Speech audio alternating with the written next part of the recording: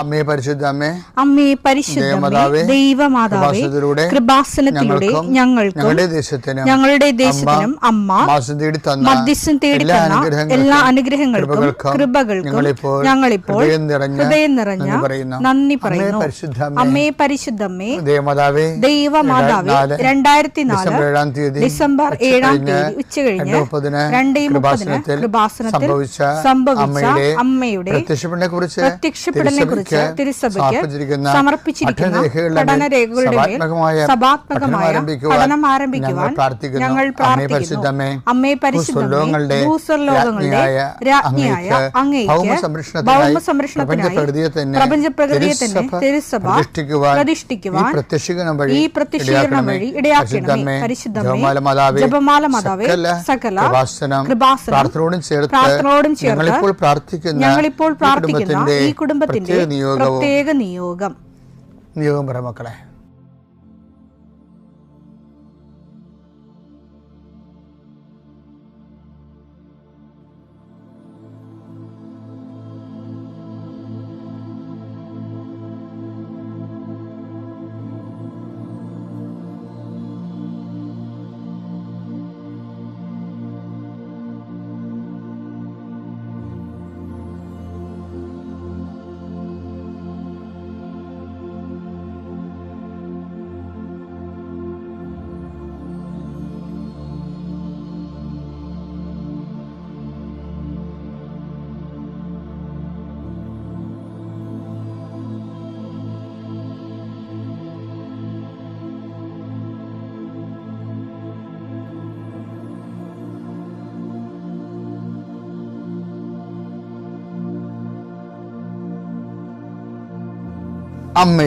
അമ്മയുടെ പ്രത്യക്ഷീകരണത്തിന്റെ ഈ അനുഗ്രഹവേളയിൽ ഞങ്ങൾക്ക് സാധിച്ചു തരുവാൻ കനിയണമേ. ആമേൻ. വിശ്വാസ പ്രമാണം. സർവശക്തനായ പിതാവും ആകാശത്തിന്റെയും ഭൂമിയുടെയും സൃഷ്ടാവുമായ ദൈവത്തിൽ ഞാൻ വിശ്വസിക്കുന്നു. അവിടുത്തെ ഏകപുത്രനും ഞങ്ങളുടെ കർത്താവുമായ ഈശോമിശിഹായിലും ഞാൻ വിശ്വസിക്കുന്നു. ഈ പുത്രൻ പരിശുദ്ധാത്മാവിനാൽ ഗർഭസ്ഥനായി കന്യകാമറിയത്തിൽ നിന്ന് പിറന്ന് പൊന്തിയോസ് പീലാത്തോസിന്റെ കാലത്ത് പീഡകൾ സഹിച്ച് കുരിശിൽ തറയ്ക്കപ്പെട്ട് മരിച്ച് അടക്കപ്പെട്ട് പാതാളങ്ങളിൽ ഇറങ്ങി മരിച്ചവരുടെ ഇടയിൽ നിന്ന് 3-ാം നാൾ ഉയർത്ത് സ്വർഗത്തിലേക്ക് എഴുന്നള്ളി സർവശക്തിയുള്ള പിതാവായ ദൈവത്തിന്റെ വലതുഭാഗത്തിരിക്കുന്നു. അവിടെ നിന്ന് ജീവിക്കുന്നവരെയും മരിച്ചവരെയും വിധിക്കുവാൻ വരുമെന്നും ഞാൻ വിശ്വസിക്കുന്നു. പരിശുദ്ധാത്മാവിലും ഞാൻ വിശ്വസിക്കുന്നു. വിശുദ്ധ കത്തോലിക്കാ സഭയിലും പുണ്യവാന്മാരുടെ ഐക്യത്തിലും പാപങ്ങളുടെ മോചനത്തിലും ശരീരത്തിന്റെ ഉയർപ്പിലും നിത്യമായ ജീവിതത്തിലും ഞാൻ വിശ്വസിക്കുന്നു. ആമേൻ. സുഖസ്ഥനായ ഞങ്ങളുടെ പിതാവേ, അങ്ങയുടെ നാമം പൂജിതമാകണമേ. അങ്ങയുടെ രാജ്യം വരണമേ. അങ്ങയുടെ തിരുമനസ് സ്വർഗത്തിലെ പോലെ ഭൂമിയിലും ആകണമേ. അന്നു വേണ്ടുന്ന ആഹാരം ഇന്ന് ഞങ്ങൾക്ക് തരണമേ. ഞങ്ങളോട് തെറ്റ് ചെയ്യുന്നവരോട് ഞങ്ങൾ ക്ഷമിക്കുന്നത് പോലെ ഞങ്ങളുടെ തെറ്റുകൾ ഞങ്ങളോടും ക്ഷമിക്കണമേ. ഞങ്ങളെ പ്രലോഭനത്തിൽ ഉൾപ്പെടുത്തരുതേ, തിന്മയിൽ ഞങ്ങൾ രക്ഷിക്കണമേ. ആമേൻ. നന്മ നിറഞ്ഞ മറിയമേ, സ്വസ്തി. കർത്താവ് അങ്ങയുടെ കൂടെ സ്ത്രീകളിൽ അങ്ങ് അനുഗ്രഹിക്കപ്പെട്ടവളാകുന്നു. അങ്ങയുടെ ഉദരത്തിൻ ഫലമായി ഈശോ അനുഗ്രഹിക്കപ്പെട്ടവനാകുന്നു. പരിശുദ്ധ മറിയമേ, തമ്പുരാന്റെ അമ്മേ, പാപികളായ ഞങ്ങൾക്ക് വേണ്ടി ഇപ്പോഴും ഞങ്ങളുടെ മരണസമയത്തും തമ്പുരാനോട് അപേക്ഷിക്കണമേ. ആമേൻ. കർത്താവേ, നിന്റെ ഉന്നതമായ നാമത്തിന് സ്തോത്രം ചെയ്യുന്നു. കർത്താവേ, നിന്റെ വിശുദ്ധ പൗരോഹിത്യത്തെ മഹത്വപ്പെടുത്തണം. കർത്താവെ, സഭയിലുള്ള സാന്നിധ്യം പ്രകടമാക്കണമേ. 40 വർഷം ഞാൻ അർപ്പിച്ച കുർബാനയുടെ യോഗ്യതയെ കൃപാസാൽത്താറെ ജീവനോടെ പ്രത്യക്ഷപ്പെട്ട പരിശുദ്ധ അമ്മയുടെ മാധ്യസ്ഥത്തിൽ ഞാൻ അങ്ങയുടെ മക്കൾക്ക് വേണ്ടി പ്രാർത്ഥിക്കുന്ന കർത്താവെ, ലോകം മുഴുവനും ഉണർന്നിരിക്കുന്ന സമയത്ത് ഈ പ്രാർത്ഥനയിൽ പങ്കെടുക്കുന്ന ഓരോ മക്കള്, ഇന്ന് കടന്നു പോകുന്ന ഓരോ വഴികള്, ഓരോ ഉദ്യമങ്ങള്, ഓരോ ജീവിത ലക്ഷ്യങ്ങള്, അമ്മേ പരിശുദ്ധമേ, ദേവമാതാവേ, കൃപാസാൽത്താറെ ജീവനോടെ പ്രത്യക്ഷപ്പെട്ട അമ്മയുടെ സാന്നിധ്യം, സഞ്ചാരി മാതാവേ, സമയത്തിൻ്റെ അധികാരി, ഈ മക്കളുടെ കൂടെ പോകണമേ എന്ന് പ്രാർത്ഥിക്കുന്നു. പരീക്ഷയ്ക്ക് പോകുന്നവരെ എല്ലാ കുഞ്ഞുങ്ങളെയും ഞാൻ സമർപ്പിച്ച് പ്രാർത്ഥിക്കുന്നു. പരീക്ഷയ്ക്ക് പോകുന്ന, ഇന്ന് പരീക്ഷ എഴുതുന്ന എല്ലാ മക്കളെയും അവർ പഠിച്ചിരിക്കുന്ന മനസ്സിൽ ഓർത്തിരിക്കാനും ഓർത്തിരിക്കുന്ന പരീക്ഷയെ പ്രതിഫലിപ്പിക്കുവാനും പരീക്ഷ എഴുതുന്ന എല്ലാ മക്കളെയും, പരീക്ഷയ്ക്ക് പഠിച്ചുകൊണ്ടിരിക്കുന്ന മക്കളെയും കർത്താവിൻ്റെ നാമത്തിൽ ആശീർവദിക്കുന്നു. നിങ്ങളുടെ കഴിവിൻ്റെ അപ്പുറം ദൈവത്തിൻ്റെ കൃപ പ്രവർത്തിച്ചുകൊണ്ട് ഉന്നതമായ വിജയം കൈവരിക്കാൻ കർത്താവ് നിങ്ങൾ അനുഗ്രഹിക്കട്ടെ. കർത്താവെ, ജോലിയില്ലാത്തവർ, സാമ്പത്തിക കടങ്ങളിൽപ്പെട്ടിരിക്കുന്നവർ, കലഹങ്ങളുള്ളവർ, കുടുംബത്തിൽ പലതരത്തിലുള്ള വഴക്കുകളും അസമാധാനം നിലനിൽക്കുന്നവർ, രോഗികൾ, പീഡിതർ, ആശുപത്രിയിൽ നിന്ന് ഇതുവരെ പോരാത്തവർ, ഓപ്പറേഷൻ നിശ്ചയിച്ചിരിക്കുന്നവർ, ടെസ്റ്റിന് കൊടുത്തിരിക്കുന്നവർ, കൾച്ചറിന് കൊടുത്തിരിക്കുന്നവർ, ബയോപ്സി കൊടുത്തിരിക്കുന്നവർ, കർത്താവിൻ്റെ ഉന്നതമായ നാമത്തിൽ ദൈവത്തിലെ ഞാൻ മാതാവിൻ്റെ മധ്യസ്ഥത്തിൽ യേശുക്രിസ്തു നിന്നെ ആശീർവദിക്കുന്നു. നിൻ്റെ ജോലികൾ, വീടുകൾ, വിൽക്കാത്ത സ്ഥലങ്ങൾ, നഷ്ടപ്പെട്ട ജോലികൾ, ക്യാൻസലായ വിസകൾ എല്ലാം ഈശോ ഏറ്റെടുക്കുകയും നിൻ്റെ കുടുംബം നിലനിർത്തുകയും ചെയ്യട്ടെ. മക്കളില്ലാത്തവരെ ആശീർവദിക്കുന്നു, വിവാഹം ഒത്തുവരാത്തവരെ ആശീർവദിക്കുന്നു. റബ്ബറിൽ നിന്നും, കേര കർഷകരിൽ നിന്നും, പശുത്തൊഴിലാളികളിൽ നിന്നും, തൊഴിൽ നഷ്ടപ്പെട്ടവരെയും വരുമാനം കുറഞ്ഞു പോയവരെയും കർത്താവിൻ്റെ നാമത്തെ ആശീർവദിക്കുന്നു. എൻ്റെ കർത്താവിനുമായ നാമത്തിൽ, സഭയുടെ അധികാരത്തിൽ, കുരിശിൻ്റെ അടയാളത്തിൽ, ദൈവശക്തിയാൽ ഞാൻ നിന്നെ ആശീർവദിക്കുന്നു. നമ്മൾ ഈ ദിവസങ്ങൾ കാണാൻ പോകുന്നത്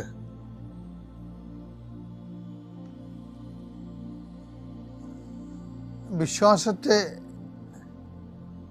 ബേസ് ചെയ്ത് കർത്താവിൻ്റെ കാലത്ത് കർത്താവിനോട് ചുറ്റിപ്പറ്റി നടന്നവർ ഉയർത്തിയ കുറേ ചോദ്യങ്ങളുണ്ട്. അതിലൊരു ചോദ്യമാണ്, ഇവൻ ആരാണ്?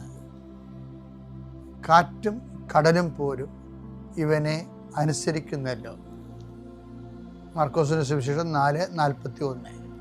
അവർ അത്യധികം ഭയന്ന് പരസ്പരം പറഞ്ഞു, ഇവൻ ആരാണ്? കാറ്റും കടലും പോലും ഇവനെ അനുസരിക്കുന്നല്ലോ. അപ്പൊ അതായത് ഈ യേശുവിലേക്കുള്ള വിശ്വാസ യാത്രയെന്ന് പറയണത് അപ്പോസ്തലന്മാരുടെ ആദ്യത്തെ ക്ലാസ്സുകളാണ് ഇതെല്ലാം ശരിക്കും പറഞ്ഞാൽ ആരാണ് യേശു എന്നുള്ള ചോദ്യത്തിന് അപ്പോസ്തലന്മാർക്ക് കൊടുക്കുന്ന പ്രാഥമികമായ ക്ലാസ്സുകളാണിതെല്ലാം. അതുകൊണ്ട് അത് എന്താ ഈശോ പ്രാഥമിക ക്ലാസ്സാന്ന് പറയാൻ കാരണം എന്തറിയോ? നിർബന്ധിച്ചു എന്നൊരു വാക്കുണ്ട്.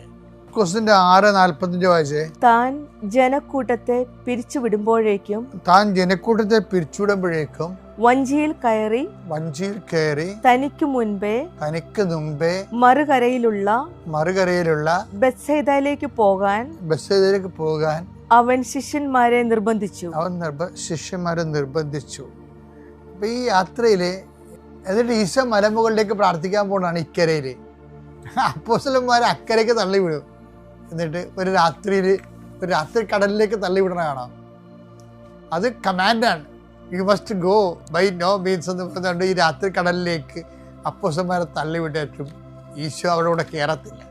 എന്നിട്ട് മലമുകളിലേക്ക് പ്രാർത്ഥിക്കാൻ പോകും. 4 യാമമായി കഴിയുമ്പോഴാണ് കടലിൻ്റെ മീതെ ഭയങ്കര കൊടുങ്കാറ്റ്, കടൽക്ഷോഭം ഉണ്ടാകുമ്പോൾ കടലിൻ്റെ മീതെ വന്നു. അപ്പോൾ അതിൻ്റെ അർത്ഥം എന്താണ്? ഈ കൊടുങ്കാറ്റും കടൽക്ഷോഭത്തിലേക്കും ഈശോ അവരെ തള്ളിവിട്ടെന്നല്ല എൻ്റെ അർത്ഥം, നിർബന്ധിച്ചു എന്നല്ല എൻ്റെ അർത്ഥം.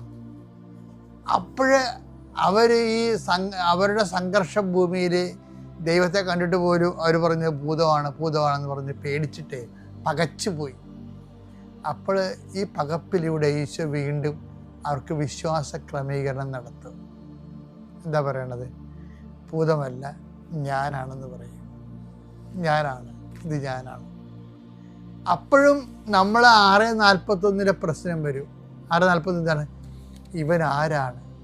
കാറ്റും കടലും പോലും ഇവനെ അനുസരിക്കുന്നല്ലോ. അപ്പോൾ ഇതെല്ലാം സംഭവിക്കണമെന്ന് വെച്ച് കഴിഞ്ഞാൽ ഇതെല്ലാം ഒരു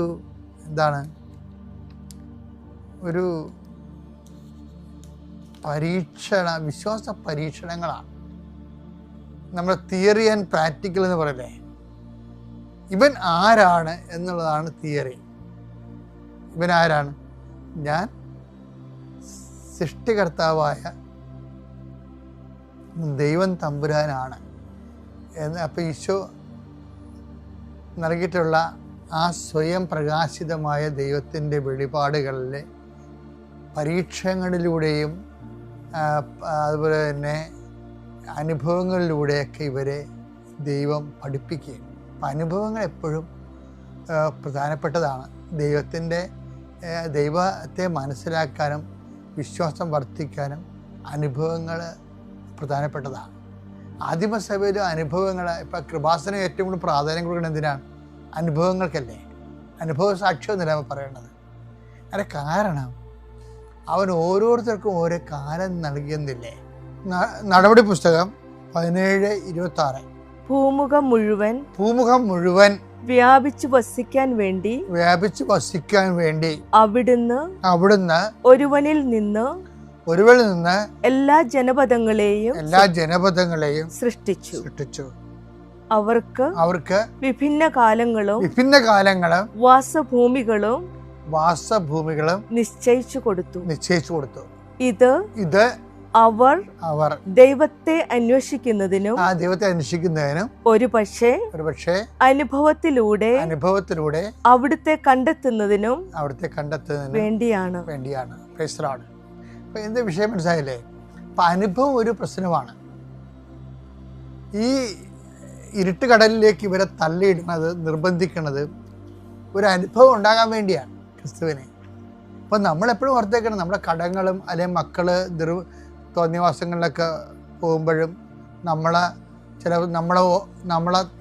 നിങ്ങൾ എന്തുണ്ടാക്കി ചില മക്കൾ മാതാപിതാക്കന്മാരില്ലേ, മക്കളെ പോറ്റാൻ കഴിയത്തില്ലെങ്കിൽ അവരെ സൃഷ്ടിക്കാതിരിക്കണം എന്നൊക്കെ പറഞ്ഞ് മക്കള് ദൈവത്തെ മറന്നൊക്കെ സംസാരിക്കത്തില്ലേ. അപ്പം നിങ്ങളെ പ്രൈസ്തലോട് പറഞ്ഞാൽ മതി, അവരൊന്നും പറയരുത്, അവരെ ശപിക്കൊന്നും ചെയ്യരുത്, അവർക്കറിയില്ല. അത് നിങ്ങളെ ദൈവം നിർബന്ധിച്ച് ഇരുട്ട് കടലിലേക്ക് തള്ളിയിടുന്നതാണ്. കാരണം നിർബന്ധിച്ച വാക്ക് മറന്നു പോരുത്. മർക്കോസ് 6:45 താൻ ജനക്കൂട്ടത്തെ പിരിച്ചുവിടുമ്പോഴേക്കും വഞ്ചിയിൽ കയറി തനിക്ക് മുൻപേ മറുകരയിലുള്ള ബെത്സയിദയിലേക്ക് പോകാൻ അവർ ശിഷ്യന്മാരെ നിർബന്ധിച്ചു. അപ്പൊ ഇരുട്ടുകടലേക്ക് നിർബന്ധിച്ച് വിടുകയാണേ. എന്തിനാണ്? ഒരു അനുഭവം ഉണ്ടാകാൻ. എന്നിട്ട് ഇവര് അപ്പോസ്തലന്മാരെപ്പോലെ നമ്മള് 4:40 ചോദിച്ചില്ലേ, ഇവൻ ആരാണ്? ആറ്റും കടലും പോലും ഇവനെ അനുസരിക്കുന്നല്ലോ. അപ്പം നിന്റെ രോഗങ്ങളും നിന്റെ തള്ളിപ്പറച്ചുകളിലും മക്കൾ നിന്നെ ഓർഫണാക്കണതും നിന്റെ ജോലി ചില സമയത്ത് നഷ്ടപ്പെടുന്നതും നിന്റെ വിസ പ്രോസസ് ആകാതിരിക്കുന്നതും നിന്റെ ഒത്ത കല്യാണം വിട്ടുപോരണതും എല്ലാം ദൈവവേദനെ നീ ക്രിസ്തുവിനെ അന്വേഷിക്കാനും അനുഭവത്തിലൂടെ കണ്ടെത്താനും വേണ്ടിയുള്ള ദൈവപരിപാലനയായിട്ടാണ് എടുക്കണമെന്നുണ്ടെങ്കിൽ നമുക്ക് അവസാനം ഈ വിഷയത്തിൽ സമാധാനം ഉണ്ടാവും, ദൈവത്തെ നമുക്ക് കിട്ടുകയും ചെയ്യും. അങ്ങനെ ജീവിതത്തെ സമീപിക്കാൻ നോക്കണം. അമ്മയ്ക്കും ഈശോയ്ക്കും 1000 നന്ദി. ഞാൻ ഇവിടെ വന്ന് ഉടമ്പടി എടുക്കുന്നത് സെപ്റ്റംബർ 22-ാം തീയതിയാണ് 2024. എൻ്റെ ഹസ്ബൻഡിന് വേണ്ടിയാണ് ഞാൻ വന്ന് ഉടമ്പടി എടുത്തത്. ആൾ കുവൈറ്റിലായിരുന്നു. അവിടെ വെച്ച് സെപ്റ്റംബർ 20-ാം തീയതി സ്ട്രോക്കായിട്ട് ഹോസ്പിറ്റലിൽ അഡ്മിറ്റായി. ഡോക്ടർ ഇനി ഒന്നും ചെയ്യാനില്ല എന്ന് പറഞ്ഞതാണ്. 3 ദിവസം അവരൊന്നും ചെയ്യാതെ അവിടെ ഇട്ടു. വെൻറ്റിലേറ്ററിലായിരുന്നു. അപ്പോൾ അവിടെയുള്ള നേഴ്സുമാർ അമ്മയുടെ തൈലവും തേനും നാവിലും നെറ്റിയിലുമൊക്കെ തേക്കുമായിരുന്നു. അവരെന്നെ വിളിച്ച് പറഞ്ഞു, എത്രയും പെട്ടെന്ന് കൃപാസനത്തിൽ ചെന്ന് ഉടമ്പടി എടുക്ക്. എനിക്കിതിനെക്കുറിച്ച് ഒന്നും അറിയാൻ പാടില്ലായിരുന്നു. ഞാൻ എല്ലാവരെയും വിളിച്ചറിയിച്ചത് ഞാൻ തന്നെയാണ്. എന്തോ സംഭവിച്ചിട്ടുണ്ട്, ഒന്ന് ചെല്ല്, അവിടം വരെ ചെല്ല് എന്ന് പറഞ്ഞ് വിളിച്ചറിയിച്ചത് ഞാൻ തന്നെയാണ് എല്ലാവരെയും. അവർ ചെന്നിട്ട് ഞാൻ വിളിക്കുമ്പോൾ ആരും ഫോൺ എടുക്കില്ല. തിരിച്ച് എന്നോട് പറയാൻ അവർക്ക് പറ്റണില്ല, ഇങ്ങനെ സംഭവിച്ചു എന്ന് പറയാൻ അവർക്ക് പറ്റണില്ല. റൈറ്റ് സൈഡ് മുഴുവൻ വീക്കായിപ്പോയി. അവരൊന്നും പറഞ്ഞില്ല. പിന്നെ മോളാണ് എന്നെ വിളിച്ച് പറയണം, അമ്മേ ഡാഡിക്ക് എന്തോ സംഭവിച്ചു, എന്താണെന്ന് അവർ പറയണില്ല എന്ന് പറഞ്ഞു. ഞാൻ അവളെ വഴക്ക് പറഞ്ഞ് ഫോൺ വെച്ചു, നീ വെച്ച് ഡാഡിക്ക് ഒന്നുമില്ല. എൻ്റെ മനസ്സ് കിടന്ന് തികത്തുകയാണ്. എങ്കിലും ഞാൻ അവളെ സമാധാനിപ്പിക്കാൻ വേണ്ടിയിട്ട് ഞാൻ പറഞ്ഞു, നീ ഒന്നും മിണ്ടാതിരിക്കുക, അവൾ ലീവ് കഴിഞ്ഞ്, അവൾ നേഴ്സിംഗ് വിദ്യാർത്ഥിയാണ്, അവൾ ലീവ് കഴിഞ്ഞ് പോയി ട്രെയിനിലാണ്, അപ്പോൾ അവളെ പേടിപ്പിക്കാതിരിക്കാനാണ് ഞാൻ അത്രയും പറഞ്ഞത്. എന്നിട്ട് ഞാൻ വേഗം ഫോൺ വെച്ചു. ഞാൻ എല്ലാവരെയും ഫോൺ വിളിച്ചു, ഇതിൻ്റെ കൂട്ടുകാരെ വിളിച്ചു. ആരും എൻ്റെ കോൾ അറ്റൻഡ് ചെയ്യണില്ല, എടുക്കണില്ല.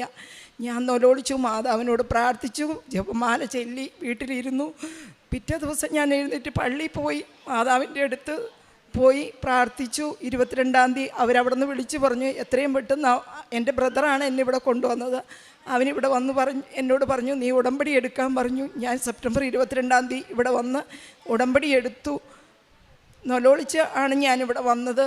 അത് കഴിഞ്ഞ് അന്ന് ഞാൻ തിരിച്ചു പോയി. പിറ്റേ ദിവസവും ഞാൻ തിരിച്ച് ഇവിടെ വന്നു. ഞാൻ മോറ്റുഴയിൽ നിന്നാണ് ഇവിടെ വരുന്നത്. പിറ്റേ ദിവസം ഞാനിവിടെ വന്നു. എനിക്ക് അച്ഛനെ കാണാനുള്ള സൗകര്യം കിട്ടി. അപ്പോൾ എൻ്റെ കയ്യിൽ ഫോട്ടോയും കാര്യങ്ങളും തന്നു. അപ്പോൾ അവർ ആങ്ങളെയാണ് അവിടെ അച്ഛനെ കാണാനുള്ള ക്യൂവിൽ കയറി നിന്നത്. അപ്പോൾ അവർ ബ്രദർമാർ പറഞ്ഞു ഉടമ്പടി എടുത്ത ആളാണ് നിൽക്കണ്ടേ എന്ന് പറഞ്ഞു. അപ്പോൾ ബ്രദർ പറഞ്ഞു അവളൊന്നും അറിഞ്ഞിട്ടില്ല, അവളെ ഒന്നും അറിയിച്ചിട്ടില്ല എന്ന് പറഞ്ഞു. സാരമില്ല, അമ്മ ഇവിടെ ഉണ്ട്, ധൈര്യമായിട്ട് പേപ്പർ കൊടുത്തോ എന്നും പറഞ്ഞ് പേപ്പർ എൻ്റെ കയ്യിൽ നിന്നു തന്നു. ഞാൻ നൊലോളിച്ച് പേപ്പർ മേടിച്ചു.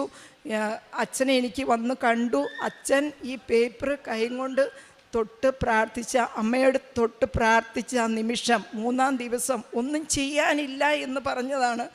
ആ സമയത്ത് അവിടുന്ന് കോള് വരുവാണ് ഓപ്പറേഷൻ എടുക്കുവാണ് എന്നും പറഞ്ഞ്. അപ്പോൾ അവിടെ ഒരു നേഴ്സ് കൊച്ചുണ്ടായിരുന്നു. എല്ലാ ദിവസവും തൈലവും തേനും തൊട്ട് നാവിലും തൊട്ട് നെറ്റിത്തും തൂക്കുമായിരുന്നു.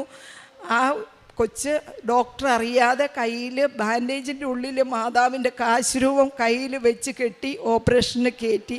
അച്ഛൻ ഇവിടെ പ്രാർത്ഥിച്ചുകൊണ്ടിരിക്കുന്ന ആ നിമിഷമാണ് കോള് വന്നത് ഓപ്പറേഷൻ എടുക്കുമെന്ന്. ഒന്നും ചെയ്യാനില്ല എന്ന് പറഞ്ഞതാണ്.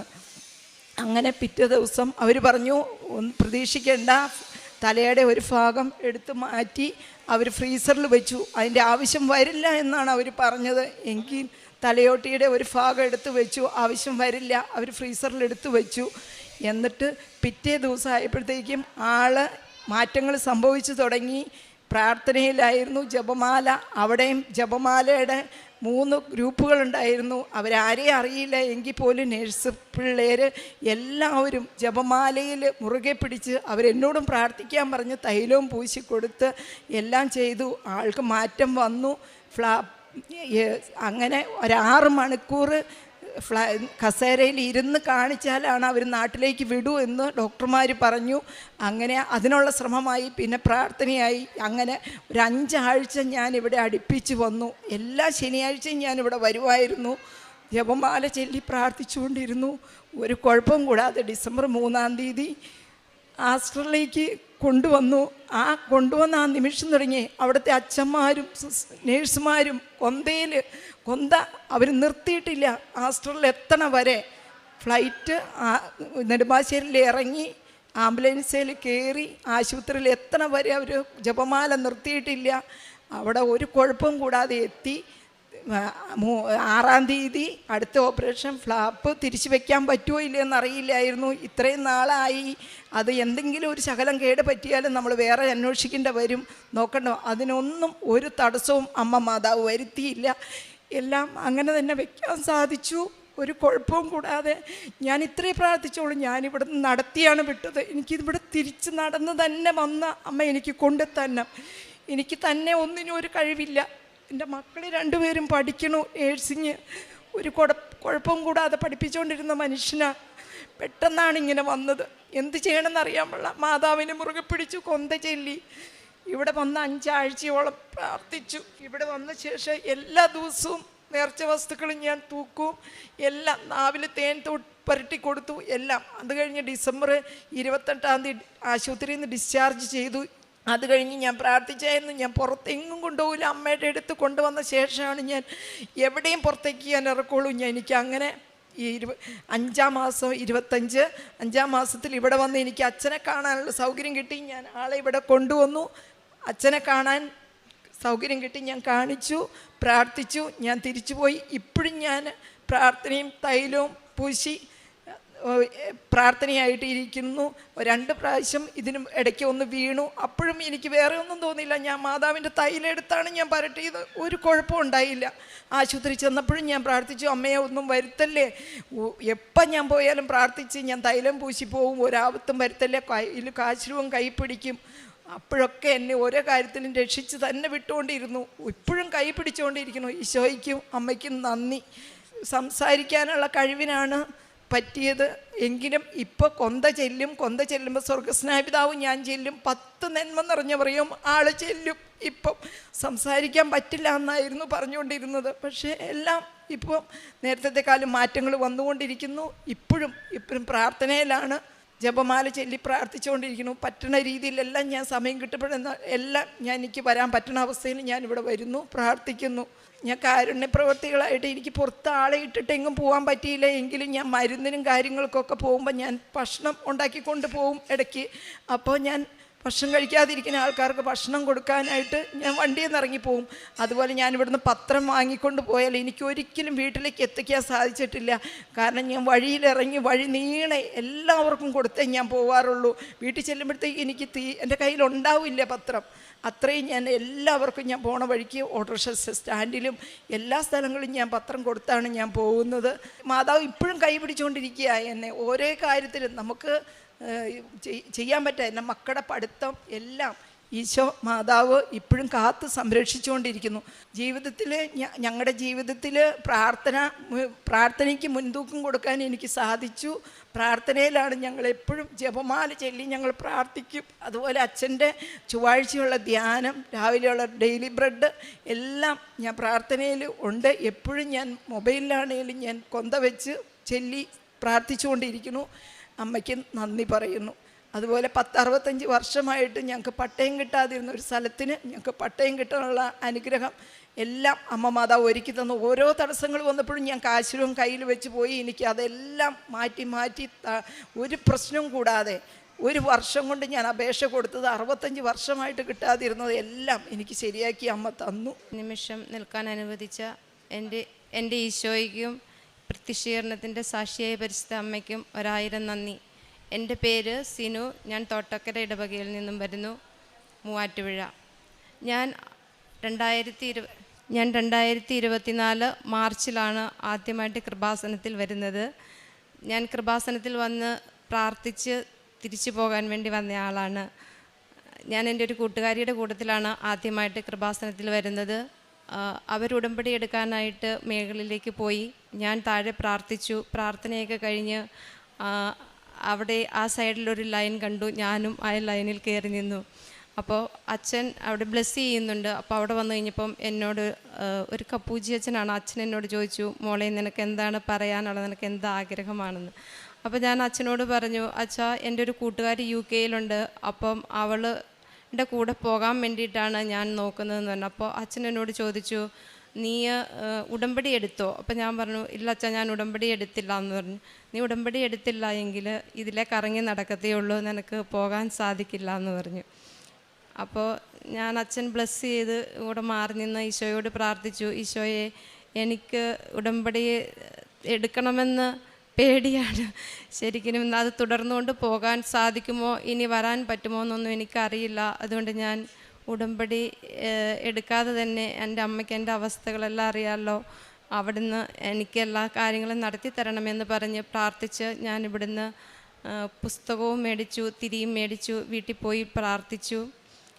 മെയ് മാസമായപ്പോൾ എനിക്ക് എൻ്റെ ഉള്ളിൽ ഭയങ്കര വിഷമം, നീ ഉടമ്പടി എടുക്കുന്നു, നീ ഒന്നും കൂടി വാന്ന്. അപ്പോൾ ഇവിടെ വന്ന് ഞാൻ വേറൊരു കൂട്ടുകാരിയോട് അവിടെ വെച്ച് പറഞ്ഞു, എടി എനിക്ക് ഇങ്ങനെ ഉടമ്പടി എടുക്കണമെന്ന് ആഗ്രഹമുണ്ട്, വീട്ടിൽ പറഞ്ഞെന്നാൽ ഹസ്ബൻഡ് സമ്മതിക്കുമോ അറിയില്ല എന്ന് പറഞ്ഞു.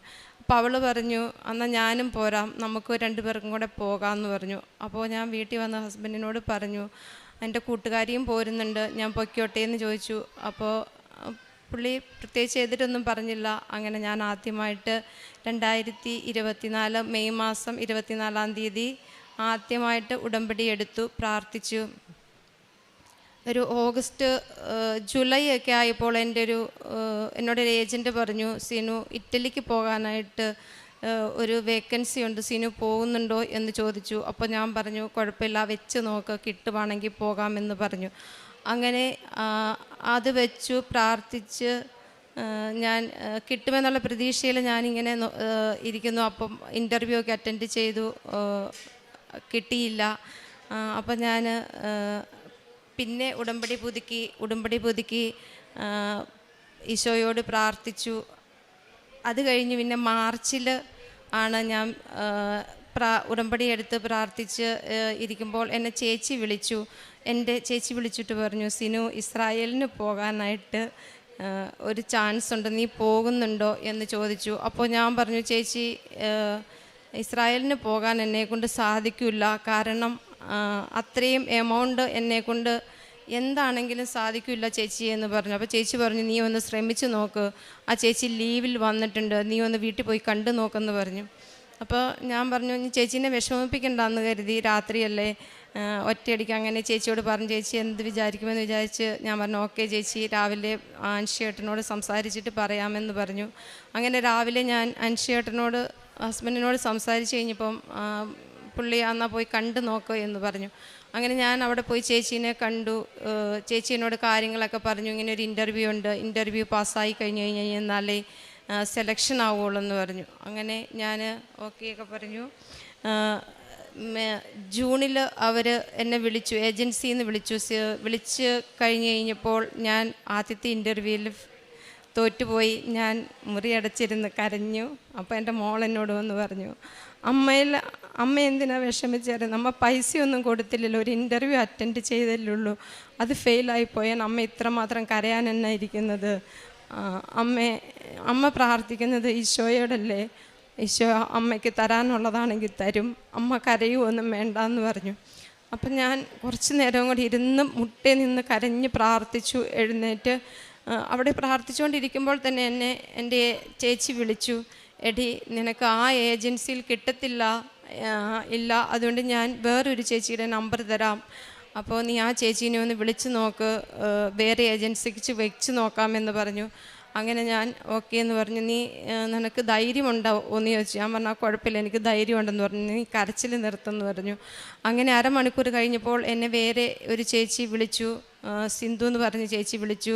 ചേച്ചി എന്നോട് പറഞ്ഞു, അരമണിക്കൂർ കഴിയുമ്പം ഏജൻസിയിൽ നിന്ന് വിളിക്കും, അപ്പോൾ നീ ഇൻ്റർവ്യൂ അറ്റൻഡ് ചെയ്യണമെന്ന് പറഞ്ഞു. അങ്ങനെ ഞാൻ ഇൻ്റർവ്യൂ അറ്റൻഡ് ചെയ്തു. അവിടെ എനിക്ക് ഇൻ്റർവ്യൂ പാസ്സായി. ഓഗസ്റ്റിൽ 1 മാസത്തെ ക്ലാസ് ഉണ്ട്, ക്ലാസ്സിന് പോകണമെന്ന് പറഞ്ഞു. ക്ലാസ്സിന് പോകണമെങ്കിൽ പൈസ ഇല്ല. അപ്പം ഞാൻ എൻ്റെ പിള്ളേരുടെ സ്വർണ്ണം ഗോൾഡ് പണയം വെച്ചിട്ട് ഞാൻ ക്ലാസ് കൂടാൻ വേണ്ടി പോയി. ക്ലാസ് കഴിഞ്ഞ് വന്ന് പേപ്പർ വയ്ക്കണമെങ്കിൽ ബാക്കി പൈസയില്ല, 18 ലക്ഷം രൂപയാവും. എന്ത് ചെയ്യുമെന്ന് എനിക്കറിയില്ല. അപ്പോൾ ബാക്കി കൂട്ടുകാരൊക്കെ പേപ്പറുകളൊക്കെ വെച്ചു. എന്നോടവർ ചോദിക്കുന്നുണ്ട്, നീ വെക്കാത്ത എന്താ? അപ്പോൾ ഞാൻ പറഞ്ഞിട്ട് പൈസ റെഡി ആയില്ല, വെറുതെ കൊണ്ടേ വെച്ചിട്ട് ഈ പൈസയും കൂടി കളയണ്ടാണല്ലോ, അതുകൊണ്ട് ഞാൻ വെക്കുന്നില്ല എന്ന് പറഞ്ഞിട്ട് കുറച്ചും കൂടെ ടൈം കഴിയട്ടെ എന്ന് പറഞ്ഞ് മാറ്റി ഇങ്ങനെ വെച്ചുകൊണ്ടിരുന്നു. അത് കഴിഞ്ഞ് സെപ്റ്റംബറിൽ ഞാൻ വീണ്ടും ഉടമ്പടി പുതുക്കിയിട്ട് ഞാൻ ഇവിടെ വന്നിട്ട് ഓഫീസിൽ കയറി ചോദിക്കാം, കുറച്ച് ദിവസം എനിക്ക് പ്രേക്ഷിത വേല ചെയ്യണം, താല്പര്യമുണ്ട് എന്ന് പറയാമെന്ന് വിചാരിച്ച് ഞാൻ ഓഫീസിൽ ചെന്ന് അവിടെ മാനേജറെ കണ്ട് ചോദിച്ചു. അപ്പോൾ അവരെന്നോട് പറഞ്ഞു, വന്നു പോകുന്നവർക്ക് അതിനുള്ള സൗകര്യമുള്ളവർക്ക് ഇവിടെ ഉള്ളൂ, അല്ലാതെ ഇവിടെ നിൽക്കാനുള്ള സൗകര്യമില്ല എന്ന് പറഞ്ഞു. അപ്പോൾ അവിടെ ഒരു ചേച്ചി അവിടെ ചോദിക്കുന്നു വിട്ടു, അഖണ്ഡ ജപമാല റാലിയുടെ കാര്യം. അപ്പോൾ ഞാനും ചോദിച്ചു, ചേട്ടാ എനിക്കും ഇങ്ങനെ താല്പര്യമുണ്ടായിരുന്നു എന്ന് പറഞ്ഞു. അപ്പം എന്നോട് പറഞ്ഞു, 19-ാം തീയതി ഉണ്ട്, ട്രയലുണ്ട്, എന്നാൽ അതിൽ മോള് പോരുന്നുണ്ടെങ്കിൽ പോരേ എന്ന് പറഞ്ഞു. അങ്ങനെ ഞാൻ ഇവിടെ വന്ന് അഖണ്ഡ ജപമാല റാലിയിൽ പങ്കെടുത്തു. അപ്പോൾ ഒരാളെ അവിടെ വെച്ച് പരിചയപ്പെട്ടു. അപ്പോൾ അവരോട് ഞാൻ ചോദിച്ചു, ഇങ്ങനെ അച്ഛനെ കാണണമെങ്കിൽ എന്താണ് ചെയ്യേണ്ടതെന്ന്. അപ്പോൾ പറഞ്ഞു, അതിന് നല്ല രേഖകളുണ്ടെങ്കിൽ മാത്രമേ അച്ഛനെ കാണാൻ പറ്റത്തുള്ളൂ എന്ന് പറഞ്ഞു. അങ്ങനെ ഞാൻ എൻ്റെ പേപ്പറുകളും ഇതെല്ലാമായിട്ട് ഞാൻ അച്ഛനെ വന്ന് കണ്ടു, അൾത്താരയിൽ വെച്ച് പ്രാർത്ഥിച്ചു. അച്ഛൻ എന്നോട് പറഞ്ഞു, നിനക്ക് ഇസ്രായേലിന് പോകാൻ സാധിക്കും എന്ന് പറഞ്ഞു. അത് കഴിഞ്ഞ് ഫെബ്രുവരിയിൽ എനിക്ക് പുതുക്കേണ്ട സമയമായി. ഞാൻ ഫെബ്രുവരി 11-ാം തീയതി ഇവിടെ വന്ന് അത് പുതുക്കി. 11-ാം തീയതി പുതുക്കി ഞാനവിടെ ക്ലാസ്സിലിരിക്കുമ്പോൾ എന്നെ ഒരു ആൻറ്റി വിളിച്ച് ചോദിച്ചു, നീ എവിടെയാണെന്ന് ചോദിച്ചു. അപ്പോൾ ഞാൻ പറഞ്ഞു, ആൻറ്റി ഞാനിങ്ങനെ കൃപാസനത്തിൽ ഉടമ്പടി പുതുക്കാൻ വേണ്ടി വന്നതാണെന്ന് പറഞ്ഞു. അപ്പോൾ ആൻറ്റി എന്നോട് ചോദിച്ചു, നിനക്ക് ഇതുവരെ പോകാറായില്ലേ എന്ന് ചോദിച്ചു. അപ്പോൾ ഞാൻ പറഞ്ഞു, ആൻറ്റി അത് സാരമില്ല, ഞാൻ ആ കാര്യം വിട്ടു, എനിക്ക് അത് കിട്ടിയില്ലെങ്കിലും വിഷമമില്ല, കാരണം എൻ്റെ ദൈവം എനിക്ക് അതിൽ നല്ലത് തരും, ആ ആഗ്രഹം എൻ്റെ മനസ്സിൽ നിന്ന് പോയി ആൻറ്റി എന്ന് ഞാൻ പറഞ്ഞു. അങ്ങനെ ഞാൻ ഉടമ്പടി പുതുക്കി ഇവിടെ വന്ന് മാതാവിൻ്റെ അടുത്ത് പ്രാർത്ഥിച്ചു. വീട്ടിൽ ചെന്ന് 1 മണിക്കൂർ കഴിഞ്ഞപ്പോൾ എൻ്റെ ഫോണിൽ മെസ്സേജ് വന്ന് കിടക്കുന്നു, ജോബ് ഓർഡർ വന്ന് കിടക്കുന്നു, മത്താശയും വന്ന് കിടക്കുന്നു. അപ്പോൾ തന്നെ ചേച്ചി എന്നോട് പറഞ്ഞു, സീനു 2 ദിവസത്തിനുള്ളിൽ വിസ വരും, അപ്പോൾ പോകാൻ റെഡി ആകണം കേട്ടോ എന്ന് പറഞ്ഞു. എനിക്ക് പക്ഷേ പൈസയൊന്നും ആയിട്ടില്ല. ഞാൻ ആകെ ടെൻഷനിലാണ്. ഞാൻ എന്ത് ചെയ്യും? 2 ദിവസം കൊണ്ട് എങ്ങനെയാണ് ഇത്രയും എമൗണ്ട് ഉണ്ടാക്കുന്നതെന്ന് വിചാരിച്ച് ഞാൻ ആകെ വിഷമിച്ച് എനിക്ക് സന്തോഷിക്കാൻ പറ്റുന്നില്ല, വിഷമമാണ്. അപ്പോൾ അപ്പോഴും എന്നോട് മോള് പറയുന്നുണ്ട്, അമ്മ വിഷമിച്ച് കസേരയിൽ ഇങ്ങനെ ഇരിക്കില്ലേ, അമ്മ എണീറ്റിട്ട് എന്താണെങ്കിൽ പൈസയുടെ കാര്യങ്ങൾ എന്താണ് ചെയ്യാനായിട്ട് നോക്കുക എന്ന് പറഞ്ഞു. 13 വയസ്സേ എൻ്റെ മോക്ക്. അവളെന്നോട് പറഞ്ഞു, അമ്മ വിഷമിക്കാതെ കാര്യങ്ങളൊക്കെ അമ്മ പ്രാർത്ഥിക്കുന്നു, നമ്മൾ പ്രാർത്ഥിക്കുന്നു, അമ്മ നടത്തിത്തരും, അമ്മ വിഷമിക്കേണ്ട, അതിനുള്ള എന്തെങ്കിലുമൊക്കെ നടപടികൾ ചെയ്യാൻ നോക്കാൻ പറഞ്ഞു. അങ്ങനെ ഞാൻ ഓരോരുത്തരോട് വിളിച്ച് ചോദിക്കാൻ തുടങ്ങി. അങ്ങനെ എമൗണ്ടൊക്കെ ഏകദേശം ആയി റെഡിയായിരിക്കുമ്പോഴാണ് ഞാനെന്ന് ഓർത്ത്, എന്നാൽ ഉടമ്പടിയിൽ ഞാൻ പറഞ്ഞിട്ടുണ്ടായിരുന്നു ഈശോയെ ഞാൻ സാക്ഷ്യപ്പെടുത്തിക്കൊള്ളാമെന്ന്. അങ്ങനെ 2 ദിവസത്തിനുള്ളിൽ പോകേണ്ടി വന്നാൽ എന്ത് ചെയ്യുമെന്ന് കരുതി, എനിക്ക് സാക്ഷ്യം പറയാൻ പറ്റിയില്ലെങ്കിലോ എന്ന് കരുതി ഞാൻ തിങ്കളാഴ്ച ഇവിടെ വന്ന് പ്രാർത്ഥിച്ച് സാക്ഷ്യം പറയാനായിട്ട് എഴുതി കൊടുത്തപ്പം എന്നോട് സിസ്റ്റർ പറഞ്ഞു, ഇവിടെ വിസ ഉണ്ടെങ്കിലേ സാക്ഷ്യം പറയാൻ പറ്റത്തുള്ളൂ എന്ന് പറഞ്ഞു. അങ്ങനെ ഞാൻ തിരിച്ചു പോയി വീട്ടിൽ ചെന്ന് എന്നാൽ ഒരിത്തിരി സമയം കിടന്നിട്ട് എണീക്കാം എന്താണെങ്കിലും എന്ന് വിചാരിച്ച് ഞാൻ കിടന്നിട്ട് എണീറ്റ് കഴിഞ്ഞ് കഴിഞ്ഞ് വെറുതെ ഫോൺ എടുത്ത് നോക്കിയപ്പം വിസ വന്ന് കിടക്കുന്നു.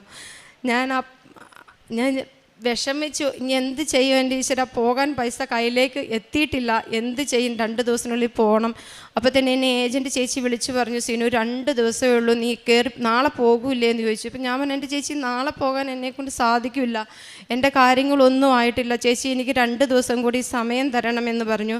മെയിനായിട്ട് ഞാൻ ഉദ്ദേശിച്ചത് ഈ 2 ദിവസം പൈസ എനിക്ക് എങ്ങനെയെങ്കിലും എവിടെന്നെങ്കിലും എൻ്റെ ദൈവം തരും, പക്ഷേ എനിക്ക് ഇവിടെ സാക്ഷ്യം പറയാൻ വരണമെന്നുള്ളതായിരുന്നു എൻ്റെ ഏറ്റവും വലിയൊരാഗ്രഹം. അത് നടക്കാതെ പോകരുതെന്ന് മാത്രമായിരുന്നു. അങ്ങനെ ഞാൻ ചേച്ചിയോട് പറഞ്ഞു, ചേച്ചി 2 ദിവസത്തെ സമയം എനിക്ക് എങ്ങനെയെങ്കിലും തരണമെന്ന് പറഞ്ഞു. അപ്പോൾ ചേച്ചി പറഞ്ഞു, ഓക്കെ 2 ദിവസത്തെ സമയം തരാമെന്ന് പറഞ്ഞു. അങ്ങനെ മിനിങ്ങാന്നാണ് ഞാൻ ഇവിടെ വന്നത്. ഇന്ന് എനിക്കിവിടെ സാക്ഷ്യം പറയാൻ സാധിച്ചു. ദൈവത്തിന് നന്ദി. ആദ്യത്തെ പ്രാവശ്യത്തെ ഞാൻ ആ ഉടമ്പടി എടുത്തപ്പോൾ ഞാൻ പ്രാർത്ഥിച്ചത്, ഉടമ്പടി എടുക്കുന്നതിന് മുമ്പ് തന്നെ ഞാൻ ഉപ്പ് ഇവിടുന്ന് കൊണ്ടുപോയി ഉപ്പിട്ടിരുന്നു. കിണറ്റിൽ ഇടയ്ക്കിടയ്ക്ക് വെള്ളം വറ്റി പോവായിരുന്നു. അപ്പോൾ ഞങ്ങൾക്ക് കേറ്ററിങ്ങിൻ്റെ വർക്കാണ്. അപ്പോൾ ഞാൻ പ്രാർത്ഥിച്ച് ഉപ്പിട്ടതിൻ്റെ ഇതായിട്ട് ഇപ്പോൾ കിണറ്റിലെ വെള്ളം അങ്ങനെ വറ്റണില്ല, ഞങ്ങൾക്ക് എപ്പോഴും വെള്ളമുണ്ട് നന്നായിട്ട് ഉപയോഗിക്കാൻ വേണ്ടിയിട്ട്. അതുപോലെ ഞാൻ ബോംബെക്ക് ക്ലാസ്സിന് പോയിട്ട് തിരിച്ചു വന്നപ്പോൾ എനിക്ക് ഭയങ്കര കാലിന് വേദന, മസിൽ കയറുന്നു, മരുന്നുകളൊന്നുമില്ല, കൂട്ടത്തിലുള്ള ആരുടെയും കൈമരുന്നില്ല, അവരെയൊക്കെ വിളിച്ചെഴുന്നേൽപ്പിക്കാനായിട്ട് എനിക്ക് ഭയങ്കര വിഷമം. അപ്പം ഞാൻ എന്ത് ചെയ്യുമെന്ന് വിചാരിച്ച് ഞാൻ ട്രെയിനിൽ തന്നെ ആകെ വിഷമിച്ച് രാത്രിയിൽ ഒരിത്തിരി പോലും എനിക്ക് ഉറങ്ങാൻ പറ്റുന്നില്ല. അപ്പം ഞാൻ പെട്ടെന്ന് എൻ്റെ മനസ്സിലിങ്ങനെ വന്നു, നിൻ്റെ കയ്യിൽ ഉടമ്പടി തൈലമില്ലേ, നീ അതെടുത്ത് ഉപയോഗിക്കാൻ പറഞ്ഞു. ഞാനങ്ങനെ അത് ഉപയോഗിച്ചു. ഒരു അരമണിക്കൂർ ഞാൻ ഉറങ്ങിയിട്ട് എണീറ്റപ്പോൾ എൻ്റെ കാലിന് ഒരു വേദനയുമില്ല, ഒരു വിഷമവുമില്ല, എനിക്ക് യാതൊരു പ്രശ്നവും എൻ്റെ കാലിനില്ല, പഴയതുപോലെ ഞാൻ ഓക്കെ ആയി. പ്രേക്ഷിത പ്രവർത്തനം ഞാൻ ചെയ്തത്, ഇവിടുന്ന് വന്ന് ഉടമ്പടി എടുത്തിട്ട് പോകുന്നതിൻ്റെ പിറ്റേ ദിവസം തന്നെ ഞാൻ പോയി പത്രം കൊടുക്കാൻ പോകുമ്പോൾ എൻ്റെ മോളും എൻ്റെ കൂടെ വരും. എല്ലാ സ്ഥലങ്ങളിലും, പള്ളികളിലും, ബസ് സ്റ്റാൻഡുകളിലും, ഹോസ്പിറ്റലുകളിലും ഒക്കെ ഞാൻ പോകും, പത്രം കൊടുക്കും. അങ്ങനെ പിന്നെ അനാഥാലയങ്ങളിൽ പോവും ഞാൻ, അവർക്ക് ഫുഡ് ഉണ്ടാക്കി കൊണ്ടുപോയി കൊടുക്കും, അവരുടെ കൂടെ മുറി ക്ലീൻ ചെയ്യാൻ കൂടും, അവരെ കുളിപ്പിക്കും, അങ്ങനെയുള്ള കാര്യങ്ങളൊക്കെ അവർക്ക് വേണ്ടി ചെയ്യുമായിരുന്നു. അതുപോലെ വീടിൻ്റെ അടുത്ത് ഒറ്റയ്ക്ക് താമസിക്കുന്നവർക്ക് ഭക്ഷണം കൊണ്ടുപോയി കൊടുക്കുകയും, വീട്ടിൽ വരുന്നവർക്ക് ഭക്ഷണം കൊടുക്കുകയും, വീട്ടിൽ വരുന്നവർക്ക് പൈസ കൊടുത്ത് സഹായിക്കുകയും, ഹോസ്പിറ്റലുകളിൽ പുതിയ വസ്ത്രങ്ങൾ കൊണ്ടുപോയി കൊടുക്കുകയും ഒക്കെ ചെയ്തിരുന്നു. ആത്മീയ ജീവിതം, ഞാൻ എല്ലാ ദിവസവും ജപമാല ചെല്ലുകയും ബൈബിൾ വായിക്കുകയും ആഴ്ചയിൽ 3 ദിവസമെങ്കിലും കുർബാനയിൽ പങ്കെടുക്കുകയും ചെയ്യുമായിരുന്നു. എനിക്ക് വിശ്വാസത്തെ കഴിഞ്ഞും കൂടുതലിപ്പോൾ ദൈവത്തോടുള്ള വിശ്വസ്തതയാണ് എനിക്ക് കൂടുതലായിട്ട്. കാരണം യൂട്യൂബിൽ അച്ഛൻ്റെ ക്ലാസ്സുകൾ കൂടുന്നതാണ് എനിക്ക് ഏറ്റവും കിട്ടിയ നല്ല അനുഭവങ്ങളാണ് എനിക്ക് അതിനകത്ത് കിട്ടിയ. ബൈബിൾ വായിക്കുന്നത് പോലെ തന്നെ അത്ര ക്ലിയറായിട്ട് അച്ഛൻ നല്ല നല്ല കാര്യങ്ങൾ പറഞ്ഞു തന്നപ്പോൾ എനിക്കത് കൂടുതൽ ബോധ്യമായി. എനിക്ക് ഈശോയ്ക്കും അമ്മയ്ക്കും ഒരിക്കൽ കൂടി 1000 നന്ദി. ആദ്യമായി തന്നെ ഈശോയ്ക്കും അമ്മ മാതാവിനും എന്നെ ഈ പ്രത്യക്ഷീകരണത്തിൻ്റെ സാക്ഷിയാക്കിയതിന് ഒരുപാട് നന്ദി പറയുകയാണ്. എൻ്റെ പേര് റോഷ്നി ജോസ്. ഞാൻ തൃശ്ശൂർ ജില്ലയിൽ നിന്നാണ് വരുന്നത്. ഞാൻ സെൻറ് ആൻ്റണീസ് ദേവാലയത്തിലെ ഒരു ഇടവകംഗമാണ്. ഞാൻ ഇവിടെ ആദ്യമായി ഉടമ്പടി എടുക്കാൻ വന്നത് 4/7/2025 എൻ്റെ ഉടമ്പടി ആദ്യമായി ഞാൻ എടുക്കുന്നത്. വളരെയധികം സന്തോഷത്തോടെയാണ് ഞാൻ ഇന്ന് ഇവിടെ വന്നിരിക്കുന്നത്. ഞാൻ 6 വർഷമായിട്ടൊരു ബാങ്കിൽ വർക്ക് ചെയ്തുകൊണ്ടിരിക്കുകയാണ്. 1.5 വർഷത്തിന് ശേഷം സാധാരണയായി നമുക്ക് പ്രൊമോഷൻ ലഭിക്കുന്നതാണ്. നമ്മൾ നന്നായി വർക്ക് ചെയ്തെങ്കിൽ നമുക്ക് നല്ല രീതിയിലുള്ള പ്രൊമോഷനും സാലറി ഇൻക്രിമെൻ്റൊക്കെ കിട്ടുന്നതാണ്. ഞാൻ എൻ്റെ എല്ലാ രീതിയിലുള്ള എഫേർട്ട് എടുത്ത് വർക്ക് ചെയ്തിട്ടും എനിക്ക് 6 വർഷമായിട്ട് അവിടെ യാതൊരുവിധ മാറ്റങ്ങളും കിട്ടുന്നില്ല. ഞാൻ സ്ഥിരമായ ആ ജോലിയിൽ തന്നെ ഒതുങ്ങിക്കൂടി. എനിക്ക് വളരെയധികം സങ്കടമായി. എനിക്ക് എന്നെ കഴിഞ്ഞ് വന്ന ആളുകൾക്കെല്ലാം പ്രൊമോഷൻ കിട്ടി, അവർ നല്ലൊരു പൊസിഷനിലേക്ക് എത്തി. എൻ്റെ ലൈഫ് മാത്രം ഒരു സാധാ ലൈഫിലേക്ക് മാറിയപ്പോൾ എനിക്ക് വളരെയധികം സങ്കടമായി. ഞാൻ അങ്ങനെയാണ് ആദ്യമായിട്ട് ഈ ഉടമ്പടിയിലേക്ക് വരുന്നത്. എൻ്റെ അമ്മയാണ് ആദ്യമായിട്ട് ഉടമ്പടി എടുത്തത്.